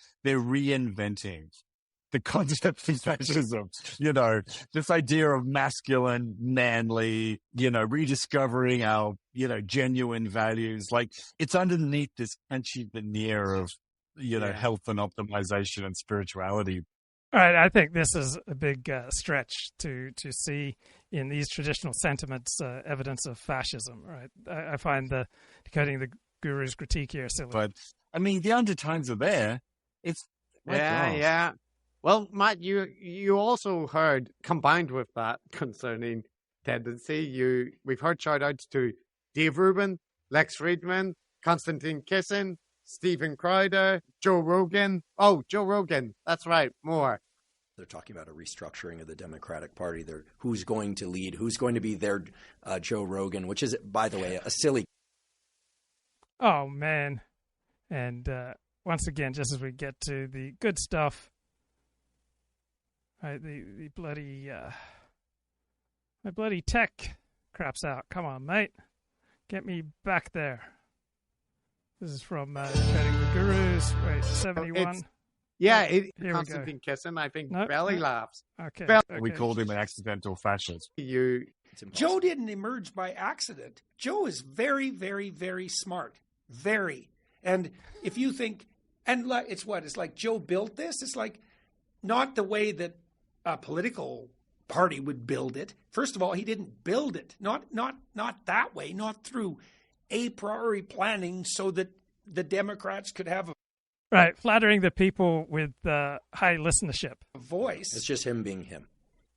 Very, very, very smart, man. Very, very, very, very smart. Very smart. Incredibly smart. Incredibly smart. Anyone listening to Joe Rogan, listening to him goggle-eyed, listen to the whatever conspiracy theory is floating across his gaze, talking about the moon landing hoax. The first thing that you think is that what a smart guy. Incredibly discerning. Smart and discerning. But I mean, the other trend, as well as the Christianization of the gurus, is this coalescing. They all tag each other in so much. Yeah, they're all discovering Christianity. They're all discovering the world of the demons.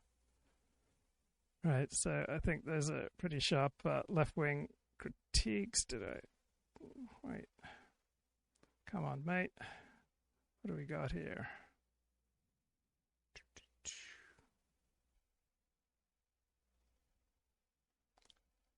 Trying to run a show here, mate. Let's get going. This is an excerpt from Decoding the Gurus. I'm taking it. But you can tell me. It does. Yeah, email Chris. Tell him. He'll just. I think that when Trump lies, it's just not as bad to me personally. So you can't do that and do the claim of, well, it's not about me. It's not about So I think his manager wants to have, understandably, a conversation with Sam where he presents his opinions. All right, this is a conversation here about Sam Harris and his manager. As well, and get Sam to respond to them. But he doesn't want to own that is his opinion. So that's my issue. And the one other caveat that I'll add, Matt, is don't add me in your anti-social media crusade. You and Jonathan Haidt, I think the evidence about the effects of social media is much more mixed. I'm not on a Sam Harris anti-social media destroy society crusade. I don't agree with that. So yeah, don't invoke the Royal Podcast on my behalf for that.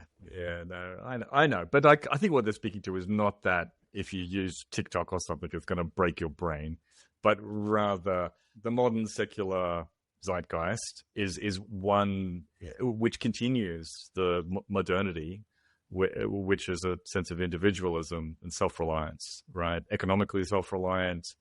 So the modern educated identity is the buffered individualist identity, as opposed to most traditional forms of identity are much more collective. And to a large degree, socially self-reliant. It started with the nuclear family, and then it's kind of gotten smaller from there. That's kind of different from more traditional communities where people were more interrelated and relied on each other a lot more. Now, you don't want to romanticize that kind of setup because there's a lot of awful things about living in a tiny little village where everyone knows your business and stuff. There's a reason why we don't want to be hanging out with our next door neighbors every single day. But, I was just making this.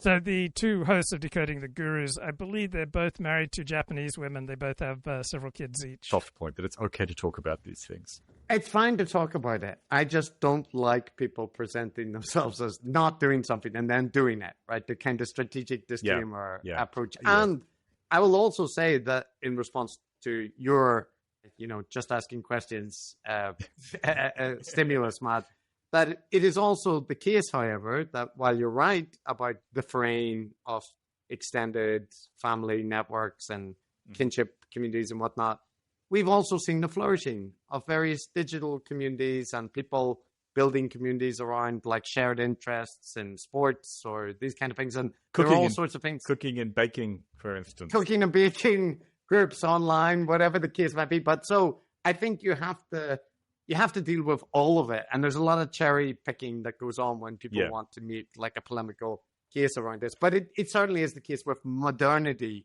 overall, that there has been a contraction of in-person physical networks. But the internet in so many ways opened, the reason it's called social media, social networks, is because that's what people are mostly spending their time doing. Social interactions online. Yeah. And that is social interactions, whether or not you like it.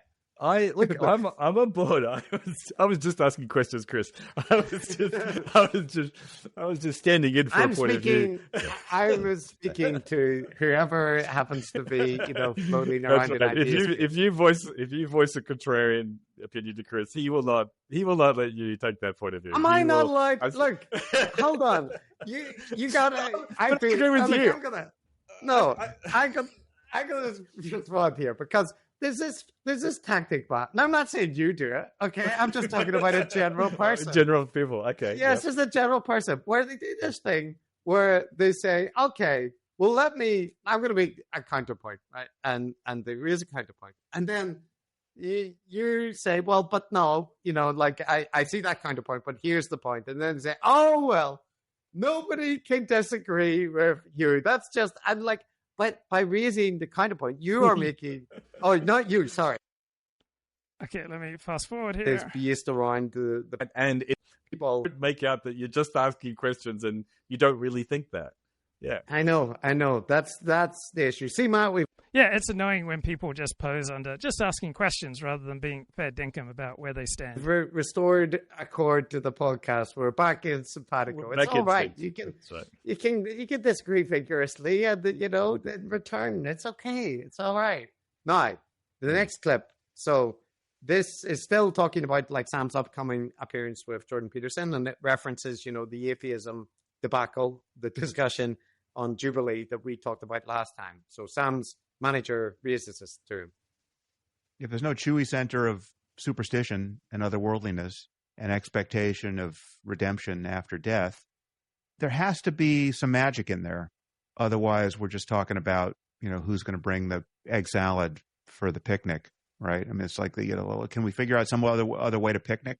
It's not just a tailgate. You're tailgating for God here. You're tailgating for eternity, and that's what makes it especially meaningful, right?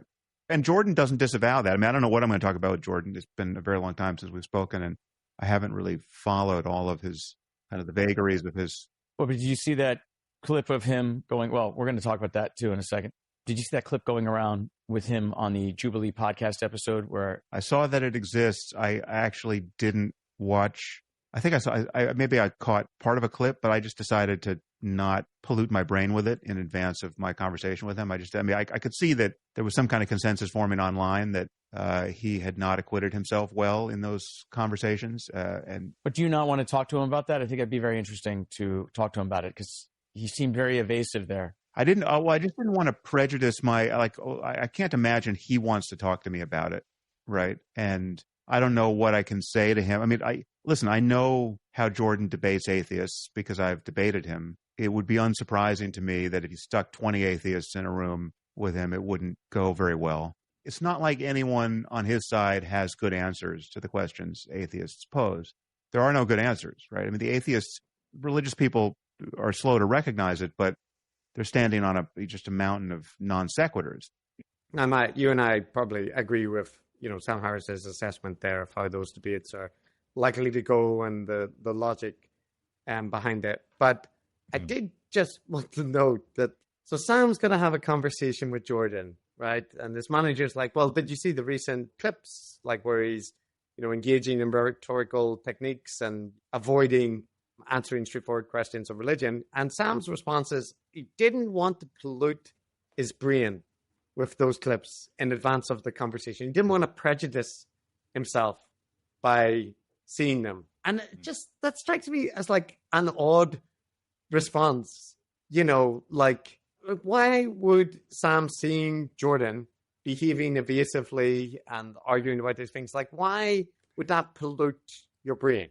Well, it strikes you as odd because you're the kind of person that listened to 5 hours of the Matthew McConaughey self-help event when I listened to 20 seconds of it and was in intense psychic pain, just like everyone else. So, of course, it would strike you as odd. But I take your point, which is why wouldn't you understand something about the person that you're debating? Why wouldn't you do the research? Why wouldn't you check the details? I also can... Look, I'm not saying it's right. I'm not saying Sam is doing the right thing here. I'm sure the way that you do it is the right thing to do, but I understand the impulse to not want to. Okay.